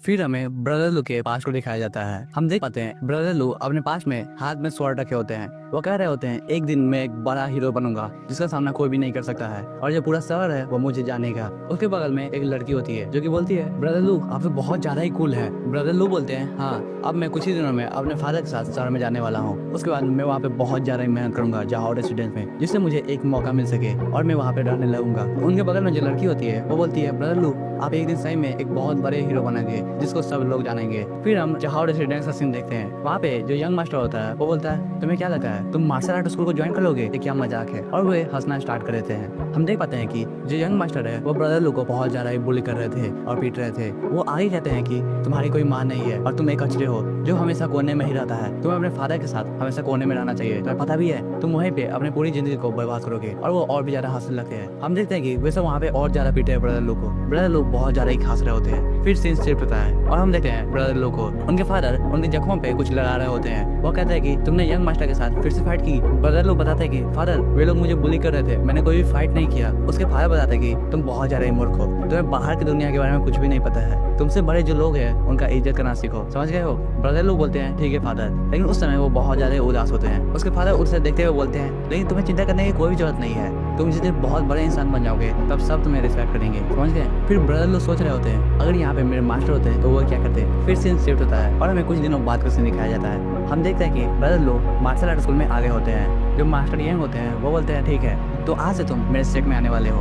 मेरे सेट में जो भी बंदा आता है उसे कुछ चीजों का ध्यान रखना होता है। पहला चीज किसी भी कमजोर व्यक्ति को बुली नहीं करना है। दूसरा चीज हमेशा ही अच्छे से रहना है और अपने से बड़ों का रिस्पेक्ट करना है। फिर हम प्रेजेंट के सीन को देखते हैं जहाँ पे ब्रदर लोग अपने वेपन को निकाले होते हैं और डेमन का सामना करने के लिए रेडी होते हैं। वो कह रहे होते हैं अगर वे सब यहाँ पे होते तो वो कुछ ज्यादा घमंडी नहीं होते, वो अपने अचीवमेंट को कभी नहीं देखते। साथ ही साथ वे खुद से कमजोर लोग हैं, उन्हें कभी भी नीचा नहीं देखते और वह यह करके आगे बढ़ जाते हैं उस डेमन की ओर जिससे वो फाइट कर सके। हम देख पाते हैं वो बहुत ज्यादा ही पास आगे होते हैं। वो सोच रहे होते हैं हमें अपने पेरेंट्स का रिस्पेक्ट करना चाहिए, साथ ही साथ हमसे जो बड़े हैं उनका भी रिस्पेक्ट करना चाहिए, हमें किसी को भी हार्म नहीं करना चाहिए और हमेशा सही रास्ते पे चलना चाहिए। वो एक जोरदार अटैक उस डेमन की ओर करते हैं लेकिन वो डेमन उस अटैक से बच जाता है। ब्रदर लोग दूसरी तरफ बोल रहे होते हैं जो भी आदमी इस टेक में ज्वाइन करता है वो हमेशा जस्टिस के लिए फाइट करता है और हमेशा राइट रहता है, वो कभी भी गलत काम नहीं करता है। हम देख पाते हैं ब्रदर लोग ऐसे बहुत सारे अटैक कर रहे होते हैं लेकिन डेमन की स्पीड बहुत ज्यादा ही होती है, इस कारण सभी अटैक को डॉज कर रहा होता है। दूसरी तरफ वो बोल रहे थे मुझे कभी भी किसी भी कमजोर को बुली नहीं करना चाहिए था। हम देखते हैं कि उस फाइट के कारण वहाँ पे जो कैंडल रखी होती है वो कैंडल गिर जाती है और एक किताब में आग लगने लगती है। फिर हम एक पास्ट का सीन देखते हैं। वहाँ पे एक आदमी बोल रहा होता है मार्शल आर्ट स्कूल में जाने के लिए तुम्हें बहुत ज्यादा मेहनत करनी होगी और वहाँ पे पहुंचने के बाद भी तुम दिन भर मेहनत करते रहोगे। तुम्हें पता है क्या तुम इसके लिए तैयार हो? फिर हम अभी का सीन देखते हैं। ब्रदर लू ने डेमन पे एक भी खरोच नहीं दिया होता है, लेकिन वो डेमन ब्रदर लू को बहुत ज्यादा टक्कर दे रहा होता है। साथ ही साथ उनके चेहरे पर भी बहुत ज्यादा मार्क आगे होते हैं। हम देखते हैं कि ब्रदर लू उस डेमन के हाथ को ब्लॉक कर रहे होते हैं अपने स्वॉर्ड से। उन्हें बहुत ज्यादा प्रॉब्लम हो रही होती है और फिर वो बहुत सारे अटैक करते हैं उस डेमन की ओर, लेकिन वो डेमन हर अटैक को डॉज कर रहा होता है। वो बोलते हैं कि मेरी तलवार किसी भी चीज को काट सकती है, एक ही वार में मैं किसी को भी मार सकता हूँ, लेकिन अब भी जब भी मैं एक स्वॉर्ड को स्विंग कर रहा हूँ तब एक शाइनिंग निकलती है जो कि एक सोने की तरह होती है। हम देखते हैं कि बहुत सारे अटैक ब्रदर लू की होते हैं, लेकिन अभी डेमन को कुछ भी नहीं हुआ होता है। वो बहुत ज्यादा थक चुके थे। फिर उन्हें कुछ और याद आता है, एक पास्ट का सीन जिसमें बताया जाता है कि मास्टर यंग अकेले खड़े थे और उनके सामने बहुत सारे मॉन्स्टर थे जिनका सामना मास्टर यंग ने अकेले किया था। साथ ही साथ उस फाइट के बाद जो मॉन्स्टर थे वो बहुत ज्यादा जख्मी हो गए थे।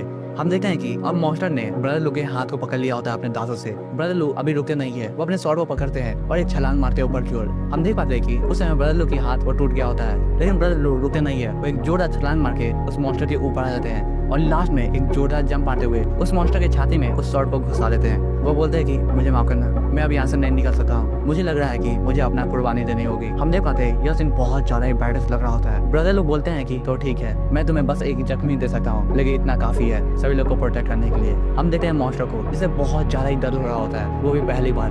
पीछे से ऑफिसर देख रहा होता है और कहता है ये सब कुछ सही है हीरो, तुम सही में एक रियल हीरो हो। ब्रदर लोग ये सब सुनते हैं और कहते हैं हीरो। वो बोलते हैं कि इस दुनिया में मेरे से भी अच्छे इंसान है जो हीरो कहलाने के लायक है। यह कहते हुए ब्रदर लू को वेड की याद आ रही होती है क्योंकि उसने अपने दोस्तों को बचाया था। फिर हमें एक लास्ट फ्लैशबैक का सीन दिखाया जाता है जहाँ पे जो यंग मास्टर होता है वो बोलता है जाओ और उन बच्चों के दांत को तोड़ दो। हम देख पाते हैं वहाँ पे दो गरीब बच्चे होते हैं। ब्रदर लू वो बातों को सुनते हैं। यंग मास्टर और कहते हैं अगर तुम उनके दांतों को नहीं तोड़ोगे तो तुम्हें पता है ना आज किसके दांत टूटेंगे। उस समय यह कहते हुए वो बहुत ज्यादा क्रीपी स्माइल दे रहा होता है। ब्रदर लोग उन सबके पास जाते हैं और कहते हैं मैं मुझे माफ करना, मुझे माफ करना। ये कहते हुए उनके हाथ कांप रहे होते हैं। वो सोच रहे होते हैं मुझे पावरफुल बनना होगा, नहीं तो मैं ऐसे ही कमजोरों को मारता रहूंगा। फिर सीन शिफ्ट होता है और हमें कुछ घंटों बाद सीन दिखाया जाता है। हम देखते हैं कि पावर टेम्पल की आग पूरी तरह से बुझ चुकी होती है और सभी जगह राख ही राख होता है। वहाँ में बहुत सारे ऑफिसर्स होते हैं। उनमें से एक ऑफिसर बोलता है हमने ढूंढ लिया, वे सब यहाँ पे हैं। वे सब उसी रूम में एंटर करते हैं जहाँ पे ब्रदर लोग उस मॉन्स्टर से फाइट कर रहे होते हैं। वे सब ब्रदर लोग की बॉडी को देखें जो कि पूरी तरह से जली होती है। वे सब बात कर रहे होते हैं यहाँ पे क्या हुआ था, ये बंदा कौन है जो अपने स्वॉर्ड को इस डेमन के चेस्ट में गाड़ा हुआ है। तभी ब्रदर लोग के पॉकेट से एक टोकन गिरता है। एक अफसर उस टोकन को उठाता है और उस पर उनका नाम देखता है। फिर हम उस फ्लैशबैक के सीन को कंटिन्यू करते हैं। वहाँ पे हम देखते हैं कि ब्रदर लोग उन बच्चों को पीटते नहीं है, वो उन्हें कुछ ऑफर करते हैं। वो बच्चे बोलते हैं बिग ब्रदर आप हमारी मदद क्यों कर रहे हैं। फिर हम ब्रदर लोग को देखते हैं जिनकी हालत बहुत ज्यादा ही खराब होती है। साथ ही साथ उनके दांत भी टूटे होते हैं। वो कहते हैं कि क्योंकि मैं एक हीरो हूँ और हीरो कभी भी कमजोरों को बुली नहीं करता है। भाई लिटरली ये बहुत ज्यादा ही अच्छा चैप्टर था और इसी के साथ जो ब्रदर लोग है वो मारे गए। फिर हम जहाँ मैंसन का सीन देखते हैं वहाँ पे एक बंदा बोल रहा होता है तुम सही में कचरे हो और कुछ नहीं, तुम्हें मैंने एक काम दिया था लेकिन तुमने वो भी नहीं किया। फिर हम देखते हैं कि मास्टर स्टुअर्ट को पीट रहे होते हैं। वो बोलते हैं तुमने एक काम क्यों नहीं किया। तुम्हें पता भी है हम लोगों को कितना ज्यादा प्रॉब्लम हो सकता है अगर किसी को पता चल गया फॉरवर्ड टेम्पल के बारे में, सुपीरियर हमें कभी भी नहीं छोड़ेंगे। वो स्टूडेंट घबराया होता है और कहता है मास्टर मैंने बहुत जल्दी डिसीजन लिया जो भी सिचुएशन के हिसाब से था, इस कारण मुझसे गलती हो गई। वो बोलते हैं कि जिस दिन हमें पता चला था कि वो औरत भाग गई है हमने उसका पीछा करना स्टार्ट कर दिया, लेकिन किसे पता था कि वो औरत फॉरवर्ड टेम्पल में चली जाएगी। लेकिन कभी भी हमने उसे छोड़ा नहीं, हम लोग वहाँ पर भी गए, लेकिन जब तक हम लोग वहाँ पे पहुँच पाए हमने देखा कि वो जगह पूरी तरह से खून से सनी हुई थी। हम लोग कुछ भी नहीं कर पाए थे और हम लोग के पास कोई भी रास्ता नहीं था। इस कारण हम लोग ने लूज सहायक को भेजा वहाँ पे अथॉरिटीज का काम करने के लिए। साथ साथ मैंने उसे बता दिया था कि उसे माउंटेन डेमन का सामना करना होगा। जैसे ही वे लोग उस टेम्पल में एंटर किए थे पीछे से हम लोगों ने दरवाजा को बंद कर दिया था जिससे वे लोग नहीं निकल पाए। साथ ही साथ उस पूरे टेम्पल में आग लगा दी थी जिससे जितने भी एविडेंस है वो सबको मिटा दिया जाए। उसके मास्टर सब कुछ सुन रहे होते और कहते हैं तुम बेवकूफ, तुम्हें पता भी है तुमने क्या किया है, तुमने वहाँ पे आग क्यों लगाया। किसी भी टेम्पल को जलाने के लिए तुम्हें कम से कम 3 दिन और 3 रात की जरूरत है, तो आप पास इतना समय था नहीं था। तभी कोई बंदा बोलता है बस रुक जाओ और वो बंदा उठ रहा होता है। हम उसके नेल्स को देख सकते थे जो कि बहुत ज्यादा ही बड़े होते हैं। ऐसा लग रहा होता है वो बंदा कोई डेमन होगा। वो खड़ा होते हुए बोलता है कि तुम सब यहाँ पे मूर्ख हो जिसने इस गंदगी को फैलाया है और तुम लोग एक काम करने में फेल हो गए हो, इसका हम लोग को बहुत बड़ा लॉस करना होगा। फिर वह किसी बंदे की ओर बढ़ता है और कहता है कि सुप्रीम मदर हम लोग के एक्शन पे बहुत ज्यादा ही निराश होगी। वो किसी बंदे की ओर हाथ बढ़ाता है और कहता है इस कारण हम लोग को किसी को पनिशमेंट देना होगा। वो उसके सर पे हाथ रखता है जिससे वो बंदा पूरी तरह से घबराने लगता है और उसके कपड़े निकलने लगती है। अगले सीन में हम देखते हैं कि उसने उस बंदे के सर को फोड़ दिया होता है। वो बोलता है इससे सुप्रीम मदर पूरी तरह से खुश हो जाएगी। यह देखिए जो मास्टर और स्टुअर्ट होता है वो पूरी तरह से घबरा जाते हैं और उनके पसीने छूटने लगते हैं। वो बंदा जमीन पे गिरता है और जिसने उस बंदे को मारा होता है वो बोलता है मास्टर जाओ, आपने सुप्रीम मदर के लिए बहुत ज्यादा अच्छे काम किए हैं। ऐसा लग रहा है जो सुप्रीम मदद है आपको दुआ दे रही होगी। वो अपने हाथ लगे हुए खून को साफ करता है और कहता है मास्टर चाओ आप इसे भूलिएगा नहीं, हम दोनों एक नाव पर ही सवार है, समझिए। मास्टर चाओ डरते हुए बोलते हैं हाँ मुझे पता है सुपीरियर, आप इस सब चीजों को मुझ पर छोड़ दीजिए, मैं सब कुछ को साफ कर दूंगा। वो बंदा बोलता है ठीक है। और जहाँ तक रही स्टुअर्ट चैंग की बात, क्या तुम अपने बेटे को दूर भेजने के लिए रेडी हो? स्टुअर्ट चैंग अपने घुटनों पे आ जाता है और कहता है सुपीरियर अगली बार से ऐसा नहीं होगा, प्लीज माफ कर दीजिए। वो बंदा बोलता है ठीक है, मैं इन सब चीजों को मास्टर चाओ और स्टुअर्ट चैंग पे छोड़ता हूँ। और वो हंसते हुए वहाँ से निकल जाता है। जैसे वो वहाँ से निकल जाता है हम देखते हैं मास्टर चाओ को जो कि चैन की सांस लेते हैं और आराम से कुर्सी पे बैठ जाते हैं। दूसरा बंदा बोलता है मास्टर वो जो स्टुअर्ट था वो हमें सीधा धमकी दे रहा है, अब हम लोग क्या करेंगे? मास्टर चाओ बोलते हैं तुम्हें क्या लगता है हम लोग कुछ कर भी नहीं सकते? अगर ये हम लोग के परिवार के पैसे और पावर की बात नहीं होती तो मैं उसे मरवा देता रहा। फिर वो स्टुअर्ट को बोलता है कि तुमने बहुत ज्यादा ही अच्छा काम किया है, तुमने उस औरत के पेट में डेमन को डाला, सही साथ जैसे वो डेमन बाहर निकला तुमने फौवा टेम्पल के सभी लोग को मार दिया और उससे डेमन को खिला दिया, जिससे वो डेमन पूरी तरह से एक्टिव हो गया। लेकिन अब हम लोग को दूसरे औरत को ढूंढना होगा जिसमें बहुत ज्यादा परेशानी होगी। सभी काम सही से चल रहे हैं लेकिन हम लोग को अपने मैटर को साइड करना होगा जिससे किसी को भी शक ना हो कि जहाँ फैमिली का इसमें कोई हाथ है, समझ गए हो? क्योंकि जो कोर्ट है वो अपने चाल को चलना स्टार्ट कर दी है। एक बार जो फौवा टेम्पल का मैटर है वो सॉर्ट आउट हो गया तो मैं कहीं और चले जाऊंगा। फिर सीन शिफ्ट होता है और हम विलेज के एंट्रेंस का सीन देखते हैं। एमसी वहाँ पे आ रहा होता है और सोचा होता है मैंने कभी सोचा भी नहीं था कि जो ब्रदर लू का अंत ऐसे होगा। जहाँ तक मैंने ब्रदर लियो से सुना है वो बहुत ज्यादा ही अच्छे इंसान थे जो कि हमेशा जस्टिस के लिए लड़ाई करते थे। लेकिन सबसे ज्यादा इंपॉर्टेंट बात यह है कि वो उस समय फौवा टेम्पल में क्या कर रहे थे। जहाँ तक मुझे सीनियर ब्रदर लू ने बताया है कि मार्शल एकेडमी में उस दिन एक भी रिक्वेस्ट नहीं आया था कि अथॉरिटीज की तरह तुम वहाँ पे जाओ, तो वो वहाँ पे कर क्या रहे थे? वो यही सोचते हुए आगे बढ़ रहा होता है। वो ये भी सोचता है कि माउंटेन डेमन ये दुनिया बहुत ज्यादा क्रूर है जहाँ पे बहुत सारे डेमन आसपास में ही होंगे जिसके बारे में किसी को पता ही ना हो। तभी उसके पीछे से एक आवाज आती है। वो बंदा बोलता है वेट क्या तुम यहाँ पे हो? हम देख पाते हैं वो अंकल चेंग होते हैं। वो बोलते हैं कि वेट तुम वापस आ गए? वेट कहता है अंकल चेन आप यहाँ पे क्या कर रहे हैं? अंकल चेन बोलते हैं तुम्हें अपने घर जाना चाहिए, वहाँ पे बहुत ज्यादा भीड़ है, सब लोग वहीं पे इकट्ठा हुए हैं। वेट को कुछ समझ नहीं आता है लेकिन तब भी वो अपने घर की ओर बढ़ रहा होता है। हम देखते हैं कि एक सेंटीपीड सब कुछ ऊपर से देख रहा होता है। तभी एक डीमन का हाथ उस सेंटीपीड पे बढ़ता है और वो बोलता है इमॉर्टैलिटी मुझे वो चाहिए। हम देखते हैं वो डेमन उस सेंटीपीड को खा लेता है और कहता है लियांग्यू। और किसी को नहीं पता है तो लियांग्यू ही एमसी का नाम है। और भाई लोग ये डेमन यहाँ पे कर क्या रहा है? इसे तो मार दिया गया था ना, यही तो माउंटेन डेमन है। फिर हम एमसी के घर के सीन देखते हैं जहाँ पे एक बंदा बोल रहा होता है जो बड़े इंसान होते हैं उनके जीवन में सिर्फ दर्द होता है और वो सिर्फ दर्द को सहते रहते हैं। जितना ज्यादा तुम्हारे पास में दर्द होगा उतना ज्यादा ही तुम महान बनोगे। उसका नाम जूई चेंग क्वान होता है। वो फिर हम एक बच्चे को देखते हैं जिसका नाम जूई डेंगी होता है। वो बोलता है फादर ये बहुत हो गया है, मैं आधे घंटे से यहाँ पे लेटा हुआ हूँ, मुझे नहीं लग रहा है वो मछुआरा यहाँ पे आने वाला है। ये सुन के उसे फादर उसे और मारना स्टार्ट कर देते हैं। वो बोलते हैं मुझे समझ में नहीं आ रहा है, मैं तुम्हारी एज पे बहुत ज्यादा चला था और बहुत ज्यादा तेज, लेकिन तुम एक बेवकूफ इंसान हो, क्या तुम मेरे ही बेटे हो? मुझे इस पर भी शक हो रहा है। वो ऐसे ही मारे जा रहे होते हैं। हम फिर उसके बेटे के हालत को देखे हैं। वो बोले होते हैं फादर रुक जाइए, मुझे बहुत ज्यादा दर्द हो रहा है, ऐसा लग रहा है आप मुझे मार देंगे। उसे फादर बोलते हैं हाँ मैं तुम्हें तब तक पीटूंगा जब तक तुम मरने जाते हैं। ये सब चीज पीछे से दो बंदे देख रहे होते हैं। एक औरत बोलती है वो बच्चा मुझे लगा था अगर वो मार्शल आर्ट स्कूल चला जाएगा तो वो कुछ अच्छा इंसान बन जाएगा, लेकिन अभी क्या हुआ है जैसा कि मैंने सोचा था, उसने फिर से कोई परेशानी खड़ी कर दी है। वे लोग हमारे दरवाजे के सामने ही कुछ कर रहे हैं। दूसरा ने बोलता है रुको तुमने ये सब कब कहा? तभी हम देखते हैं उस औरत को जो कि वेट की आंट होती है। वह बोलती है कि हमने उसे कभी भी अनाज नहीं दिया, तुम्हें क्या लग रहा है वो वापस आएगा? यह सुन के जो वेट का अंकल होता है वो बहुत ज्यादा गुस्से में बोलता है तुम बेवकूफ हो, तुम्हें पता भी है, तुम्हें क्या लगता है तुम उसे अनाज दे देती तो वो हम लोग की देखभाल करता है? ऐसा कभी भी नहीं होने वाला है, तुम्हें ऐसा कुछ भी नहीं करना चाहिए। वेट की आंट बोल रही होती है डियर तुम्हें इतना ज्यादा गुस्सा नहीं होना चाहिए। फिर उसके अंकल वहीं पे देखने लगते हैं और बोलते हैं बस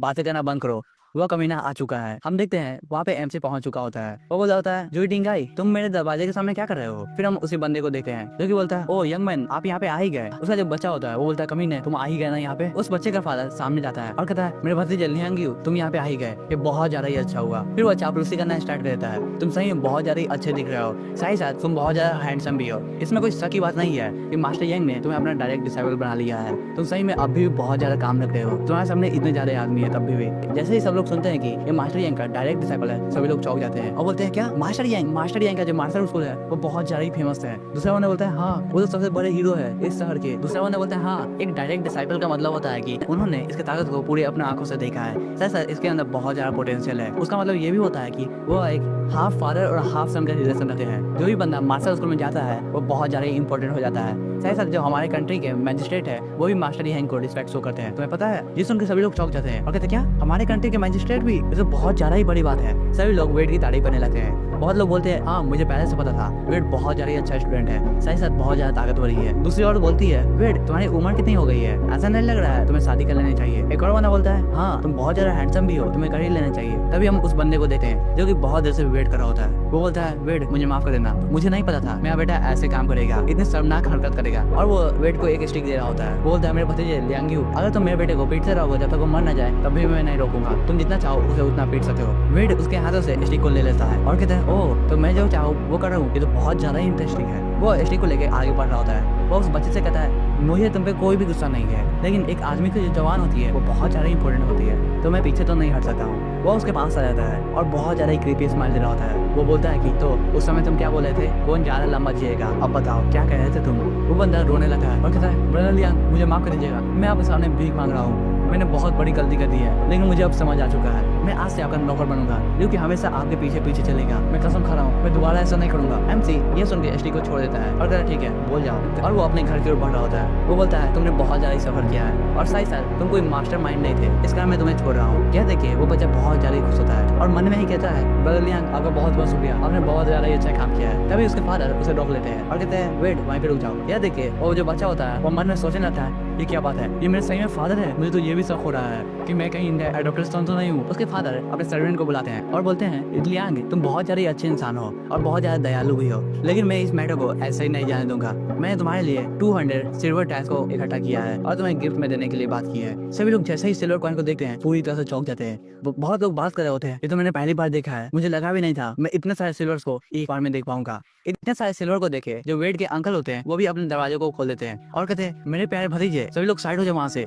वो उस बंदे के पास आ जाते हैं और चापलूसी करना स्टार्ट कर देते हैं। वो बोलते हैं मैं लियांग का एक रियल अंकल हूँ और मैं इसके बहुत ज्यादा करीब हूँ, तो आपने जो कम्पेंसेशन की बात की है वो मुझसे डिस्कस कर सकते हैं। जितने भी गाँव वाले होते हैं वो उसे देखे बहुत ज्यादा गुस्से में आ जाते हैं। वो बोलते हैं लियांग गुआंगटियान तुम्हें शर्म भी आ रही है, जब वेड भूख से मर रहा था तब तुमने अपना दरवाजा भी नहीं खोला था और एक टाइम का राशन भी नहीं दिया था, अब जैसे ही पैसे की बात आई तुम सामने आ गए, तुम्हें शर्म आनी चाहिए और क्या बोल रहे हो मेरा प्यारा भतीजा। ये सुन के जो वेड के अंकल होते हैं वो बहुत ज्यादा गुस्से में आ जाते हैं और कहते हैं तुम लोग होते कौन है जो मेरे परिवार के बारे में बात करते हैं, तुम्हें पता भी है मैं उसका रियल अंकल हूँ और साथ ही साथ एक पेरेंट भी। वे सब दूर झगड़ा कर ही रहे होते हैं। तभी जो आदमी सिल्वर कॉइन दे रहा होता है वो वेड से पूछता है वेड ये कौन है। वेड बोलता है मैं इन्हें नहीं जानता हूँ। फिर वो याद करने लगा है जो ये रियल बॉडी का ऑनर था वो इसके सामने भीख मांग रहा था कि मुझे खाने के लिए कुछ दे दो, जबकि ये इसके रिलेटिव थे, लेकिन तभी भी उन्होंने थोड़ी भी दया नहीं दिखाई। और अब जब फायदे की बात आई तो वो यहाँ पे आ गए। सही में मुझे घिन आ रही है ऐसे लोगों से। फिर वेड जाते हुए बोलता है अगर आप ऐसे ही मदद करना चाहते हैं तो जो आने वाला फेस्टिवल है उसमें आप जितने भी नॉर्मल इंसान है उन सबको 100 कॉपर कॉइन दे दीजिए, इसमें सबकी मदद हो जाएगी। और साथ ही साथ अगर आपको और भी ज्यादा पैसे डोनेट करने हैं तो वहाँ पे आप फ्री मील्स भी दे सकते हैं, जिससे जितने भी गरीब लोग हैं उनकी सहायता हो जाएगी। और साथ ही साथ जो नया साल है वो भी वो अच्छे से मना पाएंगे। और वो यह कहते हुए अपने रूम में एंटर कर जाता है। सभी लोग शाबाशी दे रहे होते हैं वेट तुम बहुत ज्यादा अच्छे हो, तुम्हारा बहुत बहुत शुक्रिया वेट। फिर एमसी अपने रूम में आ जाता है और अपने दरवाजे को बंद कर लेता है। वो बोलता है कि तो आखिरकार ये खत्म हो ही गया। वो अपने बॉडी को स्ट्रेच करता है और सोचता है लास्ट बार मैंने मार्शल आर्ट की प्रैक्टिस बहुत समय पहले की थी,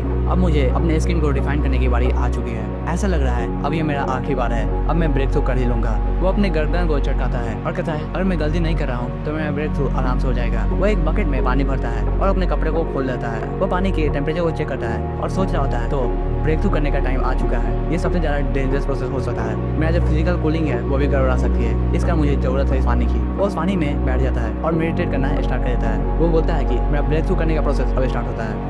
फिर हम देख पाते हैं एमसी के चारों ओर धुआं इकट्ठा होने लगता है। एमसी बहुत ज्यादा मेहनत से कल्टीवेट कर रहा होता है, जितनी भी सारी एनर्जी है वो एक जगह इकट्ठा हो रही होती है। थोड़ी देर बाद हम देखते हैं कि एमसी ब्रेक थ्रू कर लिया होता है, उसकी एक आंख चमक रही होती है, वो बहुत ज्यादा तेजी से सांस ले रहा होता है और कहता है तो मैंने स्किन बैरियर में ब्रेक थ्रू कर ही लिया है, तो ऐसा महसूस होता है। वो अपने हाथ में पावर को इकट्ठा करता है और कहता है ओ अब मैं 250 किलो तक पानी को कंट्रोल कर सकता हूँ, ये बहुत ज्यादा ही अच्छा है अगर पहले से मैं कंपेयर करूँ तो। लेकिन जो सिस्टम का फ्यूजन वाला प्रोसेस है वो अभी तक नहीं बढ़ा है। फिर हम उसके एट्रीब्यूट्स को देख पाते हैं, उसका जो फ्यूजन है वो अभी तक 49% पे ही अटका हुआ है, वो अभी तक नहीं बढ़ा है। एमसी अपने हाथ की ओर देखा है और कहता है मैंने कभी सोचा भी नहीं था स्किन बैरियर में ब्रेक थ्रू करने के बाद इतना बड़ा इफेक्ट हुआ यहाँ पे, मैं अब बहुत चीज को कंट्रोल कर सकता हूँ। लग रहा है कुछ और बार मैं ब्रेक थ्रू करूंगा तो मैं 1 टन वाटर को भी कंट्रोल कर सकता हूँ, ये बहुत ज्यादा ही बढ़िया होगा। मेरी जितनी भी 2 एबिलिटीज है वो बहुत ज्यादा ही अच्छे से काम करती है, जो भी नॉर्मल आदमी है वो आराम से फंस जाएगा। मैं आधा मेहनत करता हूँ और मेरे जो रिवॉर्ड्स है वो 2 गुना है, मैं बहुत ज्यादा ही खुश हूँ। वो ये सोचते हुए अपने दरवाजे को खोल देता है। वो जैसे ही अपने दरवाजे को खोलता है वैसे ही एक बंदे से वो दरवाजा टकरा जाता है। हम देखते हैं वो वेड के अंकल होते हैं। वो नीचे की ओर गिर जाते हैं और उनके नाक पे चोट लग जाती है। वो बोलते हैं अगर तुम यहाँ पे नहीं होते वेड तो मुझे बहुत ज्यादा गुस्सा था अगर ये काम कोई और करता है। वेड बोलता है लियांग गुआंग तुम यहाँ पे क्या कर रहे हो? वेड के अंकल बोलते हैं तुम्हारे अंकल बहुत ज्यादा चिंतित थे,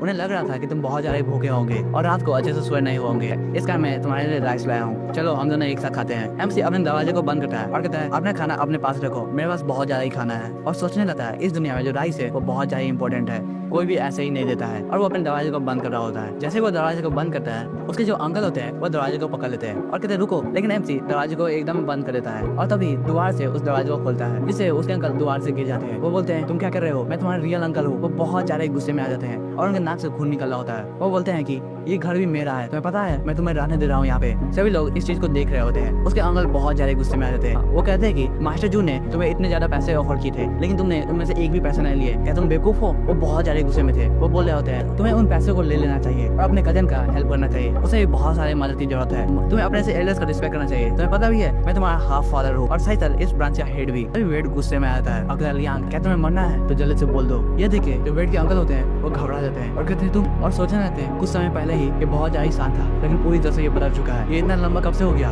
वो पीछे भागने लगते हैं। वो चिल्ला के बोलते हैं कोई यहाँ पे देखो, ये बहुत ज्यादा निर्दयी बच्चा है, ये मुझे मारने की कोशिश कर रहा है। जब से ये मार्शल आर्टिस्ट बना है अब ये इंसान नहीं रहा है, ये अपने गरीब परिवार को भी नहीं देख पा रहा है, ये अपने रियल अंकल को पहचान भी नहीं पा रहा है, साथ साथ अपने रियल कजन को भी नहीं देखना चाहता है। यह सुन के जो वहाँ पे एक लेडी होती है वो उसके मुंह पे थूक देती है। वो बोलती है कि अंकल तुम ये क्या कर रहे हो, तुमने वेड की एक बार मदद की, सही था जब उसके फादर मरे थे तुमने उसके कॉफिन को भी नहीं उठाया था और तुम अपने आप को अंकल कह रहे हो, तुमने उसे भूखा मरने के लिए छोड़ दिया था, एक दाना चावल भी नहीं दिया था तुमने। दूसरी लेडी बोलती है हाँ इसे तो अभी शर्म आनी चाहिए। और जैसे ही पैसे की बात आई तो ये सामने आ गया है, जब पैसों का बंटवारा हो रहा था तभी इसने वेड के फादर को बस एक नाव दी थी। तुम्हें क्या लग रहा है इतना जीने के लिए काफी होता है? नहीं, इतना काफी नहीं होता है। इन सब की बातों सुनकर जो वेड के अंकल होते हैं बोलते हैं तुम और तुम लोग यहाँ पे कैसे आ गए और तुम लोग को बोलने का अधिकार किसने दिया है? मैं तुम लोगों को पीटना स्टार्ट कर दूंगा अगर तुमने एक शब्द भी बोला। यह सुन के एक आदमी उसके पेट पे जोरदार स्टिक मारता है और कहता है तुम मुझ पे ट्राई कर सकते हो, अगर तुम्हें मुझे मारना है तो मैं भी तुम्हें मारूंगा। हम देख पाते हैं वो विलेज के चीफ होते हैं। वो बोलते हैं वेड सब कुछ अपने दम पे कर रहा है और तुम उसके बेनिफिट को लेने आ गए हो, ऐसे काम तो जानवर भी नहीं करते हैं, तुम जानवर से भी बदतर हो। वेड के अंकल विलेज चीफ को देखे पूरी तरह से डर जाते हैं और कहते हैं विलेज चीफ आप यहाँ पे क्या कर रहे हैं? विलेज चीफ उसे मारते हैं और कहते हैं यहाँ से दफा हो जाओ, मेरे नजरों के सामने कभी मत आना।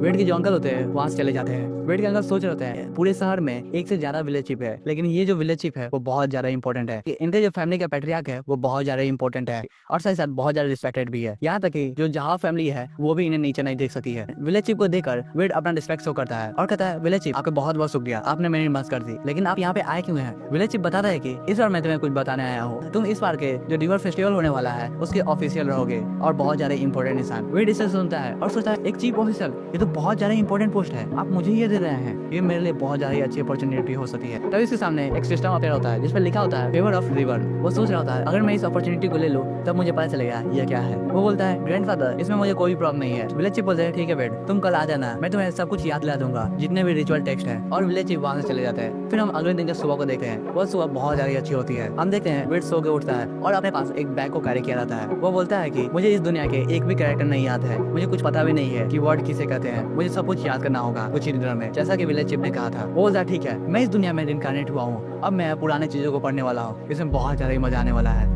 फिर सीन शिफ्ट होता है और हमें एकेडमी को दिखाया जाता है। हम एकेडमी के अंदर देखते हैं एक टीचर एक लेसन को पढ़ाया जाता है जहाँ पे बताया जाता है कि मेहनत करने से जो तुम्हारा जीवन है वो बहुत ज्यादा ही आरामदायक हो जाता है, तुम्हें बहुत ज्यादा ही पैसे मिलते हैं और साथ साथ इज्जत मिलते हैं, तुम्हें किसी को भी नीचे नहीं देखना चाहिए और सभी से एक साथ और अच्छे से व्यवहार करना चाहिए। फिर हमें एमसी को दिखाया जाता है जो कि कंफ्यूज सा चेहरा बनाया होता है। वो सोच रहा होता है मुझे ये तो पता था कि मुझे एक स्कूल को अटेंड करना है लेकिन किसी ने बताया नहीं मुझे एक एलिमेंट्री स्कूल को ज्वाइन करना है। हम देख पाते हैं एमसी ही वहाँ पे सबसे बड़ा होता है और बाकी सब वहाँ के बच्चे होते हैं। सभी लोग एमसी को देख के बहुत ज्यादा ही अजीब चेहरा बना रहे होते हैं। अभी एक बच्चा बोलता है टीचर वेड ने अपना मुंह नहीं खोला है। यह सुन के जो टीचर होता है वो बहुत ज्यादा ही गुस्से में आ जाते हैं और कहते हैं वेड तुम कुछ ज्यादा घमंडी नहीं बन रहे हो, तुम्हें पता भी है एकेडमी में तुम जैसे बड़े इंसान को एनरोल करने के लिए मौका दिया है, ये मेरा एक फेवर है मास्टर की तरफ, लेकिन तुम कभी भी तुम बहुत ज्यादा ही घमंड दिखा रहे हो, तुम्हें तो बहुत ज्यादा ही अच्छा होना चाहिए कि एकेडमी ने तुम्हें एक मौका दिया है। सही सर तुम्हें और भी ज्यादा अच्छा महसूस करना चाहिए क्योंकि तुम्हें एक अच्छा टीचर मिला है जो कि मैं हूँ। ऐसा तो मैं कभी घमंड नहीं करता हूँ लेकिन मैं यहाँ का सबसे अच्छा टीचर हूँ। एमसी यह सुनता है और तभी खड़ा होते हुए वो अपने लेसन को बताना स्टार्ट कर देता है। उसने सब कुछ याद कर लिया था, लिटरली एक वर्ड बाई वर्ड याद किया हुआ था। सभी बच्चे और टीचर ये सुनकर पूरी तरह से चौंक जाते हैं और एमसी की ओर देखना स्टार्ट करते हैं। एमसी सब कुछ बता रहा होता है, जो भी टीचर ने अभी बताया होता है सेम चीज, और बोलता है कि हमें किसी चीज को भी नीचे नहीं देखना चाहिए। आप जो पढ़ाते हैं उसमें सभी सब्जेक्ट कवर होते हैं। जो बच्चा कंप्लेंट किया होता है वो भी एमसी की तरफ देख रहा होता है, वो भी चौंकने चेहरे से, क्योंकि वह पूरी तरह से चौंक गया होता है। एमसी आगे बताता है हमारे आसपास जितने भी कीड़े होते हैं, जितने भी पौधे होते हैं, जितने भी वेपन्स, आर्मर, बीस्ट, यहाँ तक कि टाइगर, सब कुछ एक पढ़ाई का हिस्सा है और हम लोग को सबका इज्जत करना चाहिए। फिर वह टीचर को रिस्पेक्ट शो करता है और कहता है टीचर मैंने सब कुछ पहले ही याद कर लिया है। और मन ही मन सोच रहा होता है मैं अपने समय पे यूनिवर्सिटी का टॉप स्टूडेंट था, ये सब याद करना तो मेरे लिए भाई बच्चों का खेल है। सब कुछ को याद किए हुए देख टीचर पूरी तरह से परेशान होते हैं और बहुत ज्यादा चौके होते हैं। उनका जो मुंह होता है वो खुला का खुला रहता है। तभी वेट करता है टीचर ऐसा लगता है आपका जो पढ़ाने का मेथड है वो बहुत ज्यादा ही खराब है। ये सुनकर टीचर बहुत ज्यादा गुस्से में आ जाते हैं और कहते हैं तुम कमीने, तुम्हें पता भी है हम लोग तो एक दया कर रहे हैं तुम्हें रखे और तुम इतना ज्यादा घमंड दिखा रहे हो, तुम्हें आराम से रहना चाहिए। ये जो पढ़ाने का मेथड है वो हमारे पूर्वज पास डाउन करते आ रहे हैं और तुम्हें क्या लग रहा है हम लोग इसमें गलती ढूंढेंगे? नहीं, हमें इसका रिस्पेक्ट करना चाहिए, समझ गए? फिर वो बोलते हैं मैं तुम्हें नीचे नहीं देख रहा हूँ, लेकिन तब भी तुम इतने ज्यादा बड़े हो और ऐसी बातें कर रहे हो, तुम्हें शर्म आनी चाहिए। तभी एमसी समझाना स्टार्ट करता है जो एकेडमी है वो फैनिक मेथड को यूज करती है, जो बहुत ज्यादा अच्छा है लेकिन बहुत ज्यादा कॉम्प्लेक्स भी है, जिसमें आपको बहुत ज्यादा नॉलेज की जरूरत होती है और कैरेक्टर को समझना पड़ता है। वो बताने लगा है जो कैरेक्टर माओ है उसे मुंह से और पाव से लाया गया है, लेकिन अगर मैं अपना मेथड को यूज करूँ तो उसमें मैं हर एक चीज को अपना एक कैरेक्टर बना देता हूँ, जो कि एक सिंबल होता है, उसे हम लोग कहते हैं स्पेसिफिक प्रोनाउंसिएशन। उसके बाद वो बोलता है मैं उसे कहता हूँ सिस्टम पेनियन। अभी एक टीचर बोलता है ये तो बहुत ज्यादा ही सिमिलर है फैनिक से और साथ ही साथ बहुत ज्यादा आसान भी है। सभी लोग उसी ओर देखने लगते हैं और बहुत ज्यादा चौंक जाते हैं। हम देखते हैं वहाँ पे एक बंदा आया होता है जिसका नाम होता है सी हैंगी। वो बोलता है तो मुझे और बताओ जिसके बारे में तुम बोल रहे थे फिनोटिक सिंबल, तुमने इसके बारे में बोला ना अभी। सभी बच्चे उसे देखने लगते हैं। एक बच्चा बोलता है मिस्टर सी, दूसरा बंदा बोलता है हाँ ये तो ग्रेट सुन डायनेस्टी के कैपिटल के बहुत ज्यादा ही अच्छे टीचर है। फिर वहाँ के जो टीचर होते हैं वो रिस्पेक्ट शो करने लगे। वो बोलते हैं मिस्टर सी आपका यहाँ क्यों आना हुआ? फिर हमें थोड़ी देर बाद से दिखाया जाता है। हम देखते हैं मिस्टर सी बोल रहे होते हैं ये तो बहुत ज्यादा इंटरेस्टिंग है और पीछे जो एमसी का टीचर होता है वो बोल रहा होता है ये फालतू चीजें है, भगवान मुझे माफ कर दीजिएगा, मैं ऐसी फालतू चीजें सुनने जा रहा हूँ, लेकिन मैं अभी अपने कानों को बंद नहीं कर सकता हूँ। मिस्टर सी बोलते हैं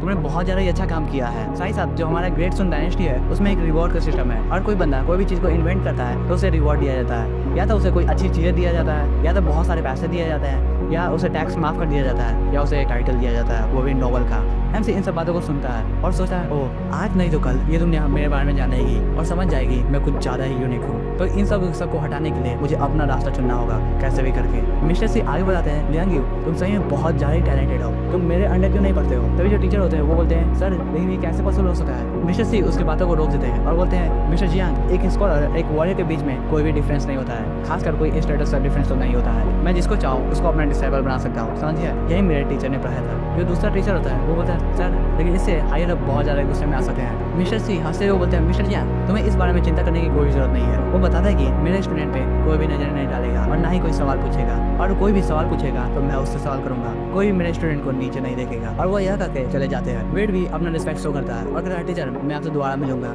फिर सीन शिफ्ट होता है और हम पानी के अंदर का सीन देखते हैं। वहाँ पे हम देख पाते हैं कि क्रोकोडाइल और जितने भी स्पिरिचुअल पेट होते हैं वो डॉजबॉल खेल रहे होते हैं या वॉलीबॉल, लेकिन उन्हें बहुत ज्यादा मजा आ रहा होता है। क्रोकोडाइल एक बॉल को पास करता है, क्रैब उस बॉल को पकड़ लेता है। उसके बाद हम देखते हैं दूसरा जो स्पिरिचुअल फिश होता है वो बॉल के आने का वेट कर रहा होता है।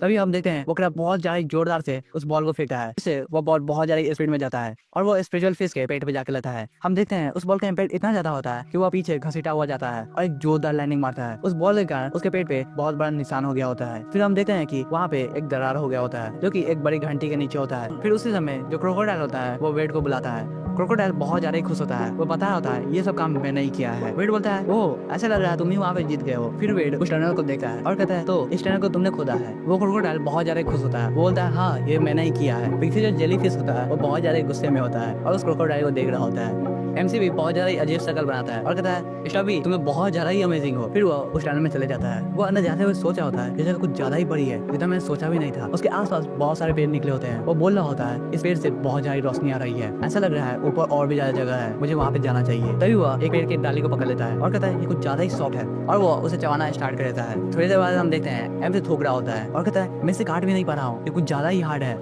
फिर वो बोलता है स्ट्रॉबेरी, चंकी, फिश, चलो आगे बढ़ो, मैं बताता हूँ ये तीनों इनके पेट के नाम है। और भाई बहुत ज्यादा अजीब नाम है सही में। एमसी उस जगह में एंट्री करता है और कहता है इसके अंदर पानी नहीं है, यहाँ पे पूरा हवा है। वो अंदर जा रहा होता है, तभी उसकी नजर एक जगह पे जाती है। वो बोल रहा होता है जितने भी डाली है वो सब वहाँ से निकल रहे हैं, हम लोग को वहाँ पे चेक करना चाहिए। तभी हम देखते हैं उसके पीछे एक मॉन्स्टर आया होता है। वो एक जोरदार अटैक एमसी पे करता है, लेकिन एमसी उसे डॉज कर लेता है। हम देखते हैं उस अटैक का स्पीड बहुत ज्यादा होता है, जिससे जो सामने पड़ा हुआ पत्थर होता है वो भी टूट जाता है। वेट कहता है तुम कुछ ज्यादा ही स्लो हो, मैंने तुम्हें बहुत पहले ही देख लिया था। तभी हम उस मॉन्स्टर को देख पाते हैं। वह एक वाटर सेंटीपीड होता है। वो एक जोरदार छलांग मारता है और एमसी की ओर बढ़ रहा होता है। एमसी वहाँ पे बहुत ज्यादा ही आराम से खड़े रहता है और बहुत ज्यादा काम होता है। वो जैसे ही एमसी के पास पहुंच जाता है, हम देखते हैं वो क्रैब उस पर हमला कर देता है। उसका इम्पैक्ट बहुत ज्यादा ही होता है, जिससे वो सेंटीपीड पीछे जाके गिरता है। एमसी क्रैब को शाबाशी दे रहा होता है और कहता है फिश तुम बहुत ज्यादा ही बड़े हो चुके हो, सही साथ बहुत ज्यादा स्ट्रॉन्ग भी हो चुके हो। अब उन दोनों के बीच का बैटल स्टार्ट होता है, लेकिन ये बैटल ज्यादा देर तक नहीं चलती है। क्रैब उसे आराम से पकड़ लेता है। एमसी क्रैब के पास जाता है और कहता है फिश तुमने बहुत ज्यादा ही अच्छा काम किया है। एमसी उस मॉन्स्टर को देख रहा होता है और कहता है ये एक वाटर सेंटीपीड है, मैंने इसके बारे में सुना है, ये बहुत ज्यादा डरावना है। अगर ये किसी को काट ले तो उससे बहुत ज्यादा दर्द होता है, जिसके बारे में तुम सोच भी नहीं सकते हो। इससे भी ज्यादा इंपॉर्टेंट बात यह है कि इसके पास बहुत ज्यादा इंपॉर्टेंट वेपन होता है, जिससे मार्शल आर्टिस्ट भी डरते हैं। वो वेपन है पॉइजन, जो कि उसके मुंह से निकल रहा होता है। एमसी उसे देख रहा होता है और सोचता है अगर मैं इसे कंट्रोल कर लूं तो मेरे पास एक हिडन वेपन होगा और मेरे पास अभी भी एक जगह खाली है जहाँ पे मैं स्पिरिट से लिंक बना सकता हूँ। क्या मैं ट्राई करूँ? वो एक पत्थर को उठाता है और अपने बॉडी पे मारता है। हम देख पाते हैं कि वो पत्थर टूट जाता है और उसके बॉडी पे एक छोटा सा स्क्रैच होता है। वो बोलता है मेरे बॉडी ने ब्रेक थ्रू कर लिया है स्किन बैरियर में, इससे मुझे बहुत ज्यादा मजबूती होती है, लेकिन अब लग रहा है मैं कोई पत्थर से भी अपने ब्लड नहीं निकाल सकता हूँ। हम देखते हैं उसे बहुत ज्यादा कम ही खरोच चाहिए होती है। वो सोचता है मुझे सीनियर ब्रदर लू से एक डैगर मांगना चाहिए, उससे मैं अपने हाथ को आराम से काट सकता हूँ, लेकिन इतना काफी होगा। वो अपनी उंगली को उस सेंटीपीड की ओर बढ़ाता है और उसे अपना ब्लड डोमिनियन तालिस्मान को एक्टिवेट कर देता है। जैसे ही वो तालिस्मान एक्टिव होता है, एमसी को कुछ महसूस होता है। वो सोचता है कि इसका जो स्पिरिचुअल एनर्जी है वो एक क्रोकोडाइल से भी बहुत ज्यादा है, मुझे जल्दी कुछ करना होगा। उसे सिस्टम में लिखा था डेंजर डेंजर। फिर थोड़ी देर बाद का सीन दिखाया जाता है। हम देखते हैं वो जो सेंटीपीड होता है वो एमसी का पेट बन गया होता है। एमसी बहुत ज्यादा ही हाफ रहा होता है और बोलता है ओह तो मैंने कर ही दिखाया, अब तुम मेरे पेट हो, मैं तुम्हें क्या कहूँ आपसे। अब भाई लोग इस पेट का क्या नाम डाले मुझे कमेंट सेक्शन में बता दीजिएगा।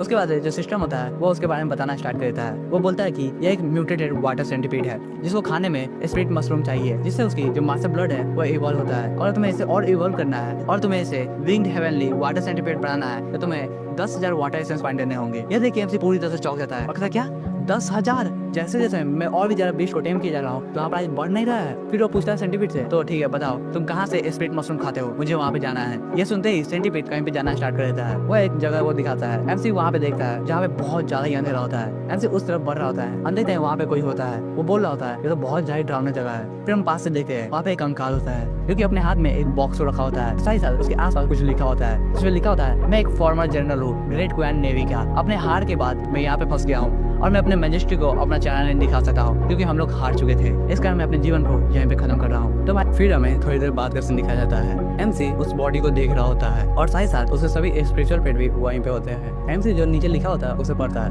वो बोलता है कि जो ग्रेट क्वीन वाटर का वैनगार्ड था उसने अपना जीवन यहाँ पे खत्म किया है और बहुत ज्यादा चौंक जाता है। फिर वो सोच रहा होता है मुझे आगे क्या लिखा हुआ है वो भी नहीं पता है, मुझे अच्छे से पढ़ाई कर लेनी चाहिए थी। और फिर वो चारों ओर देखने लगता है। वो सोच रहा होता है कि ये जो सोल्जर है वो यहाँ पे ऐसे ही नहीं मर सकता है, यहाँ के आसपास कहीं ना कहीं फाइट हुई होगी और ये बंदा वहाँ से यहाँ पे आ चुका है। अगर यहाँ के आसपास कहीं फाइट हुई है तो यहाँ पे चांस है कि बहुत सारे वेपन जो कि स्पिरिचुअल वेपन हो सकते हैं यहीं पे गिरे होंगे, मुझे वहाँ पे ढूंढना चाहिए। तभी एमसी की नजर उस बॉक्स पे जाती है। वो सोचता है कि इस बॉक्स में वाटर स्पिरिट मशरूम हो सकता है और वो माफी मांगता है उस बॉक्स को लेने के लिए और उस बॉक्स को ले लेता है। हम देखते हैं कि उसमें वाटर स्पिरिट मशरूम होता है। कहता है कि इसका आधा पार्ट हमने पहले ही खा लिया है। वो वहाँ से जा रहा होता है और कहता है सीनियर जो आपकी बॉडी है उसे मैं दफना दूंगा, वो भी स्पिरिचुअल लोटस के नीचे, जिससे आपकी आत्मा को शांति मिले। और वो उस वाटर स्पिरिट को लेकर वहाँ से निकल जाता है। वो सोच रहा होता है अब मेरा ब्रेक थ्रू करने का समय आ चुका है, मेरा जो पावर अप होने वाला है वो बहुत ज्यादा अच्छा होने वाला है। और वो उस मशरूम को अपने स्पिरिचुअल पेट के साथ बांटने लगता है। वो कहता है कि मुझे क्रोकोडाइल को 1/3 देना चाहिए, नहीं 1/6 पार्ट देना चाहिए, अच्छा रहेगा। और जो चौंकी और फिश है उसको 1/12 पार्ट देना चाहिए, उन सबके लिए ये काफी होगा। और जहाँ तक रही जीनो की बात, तुमने तो पहले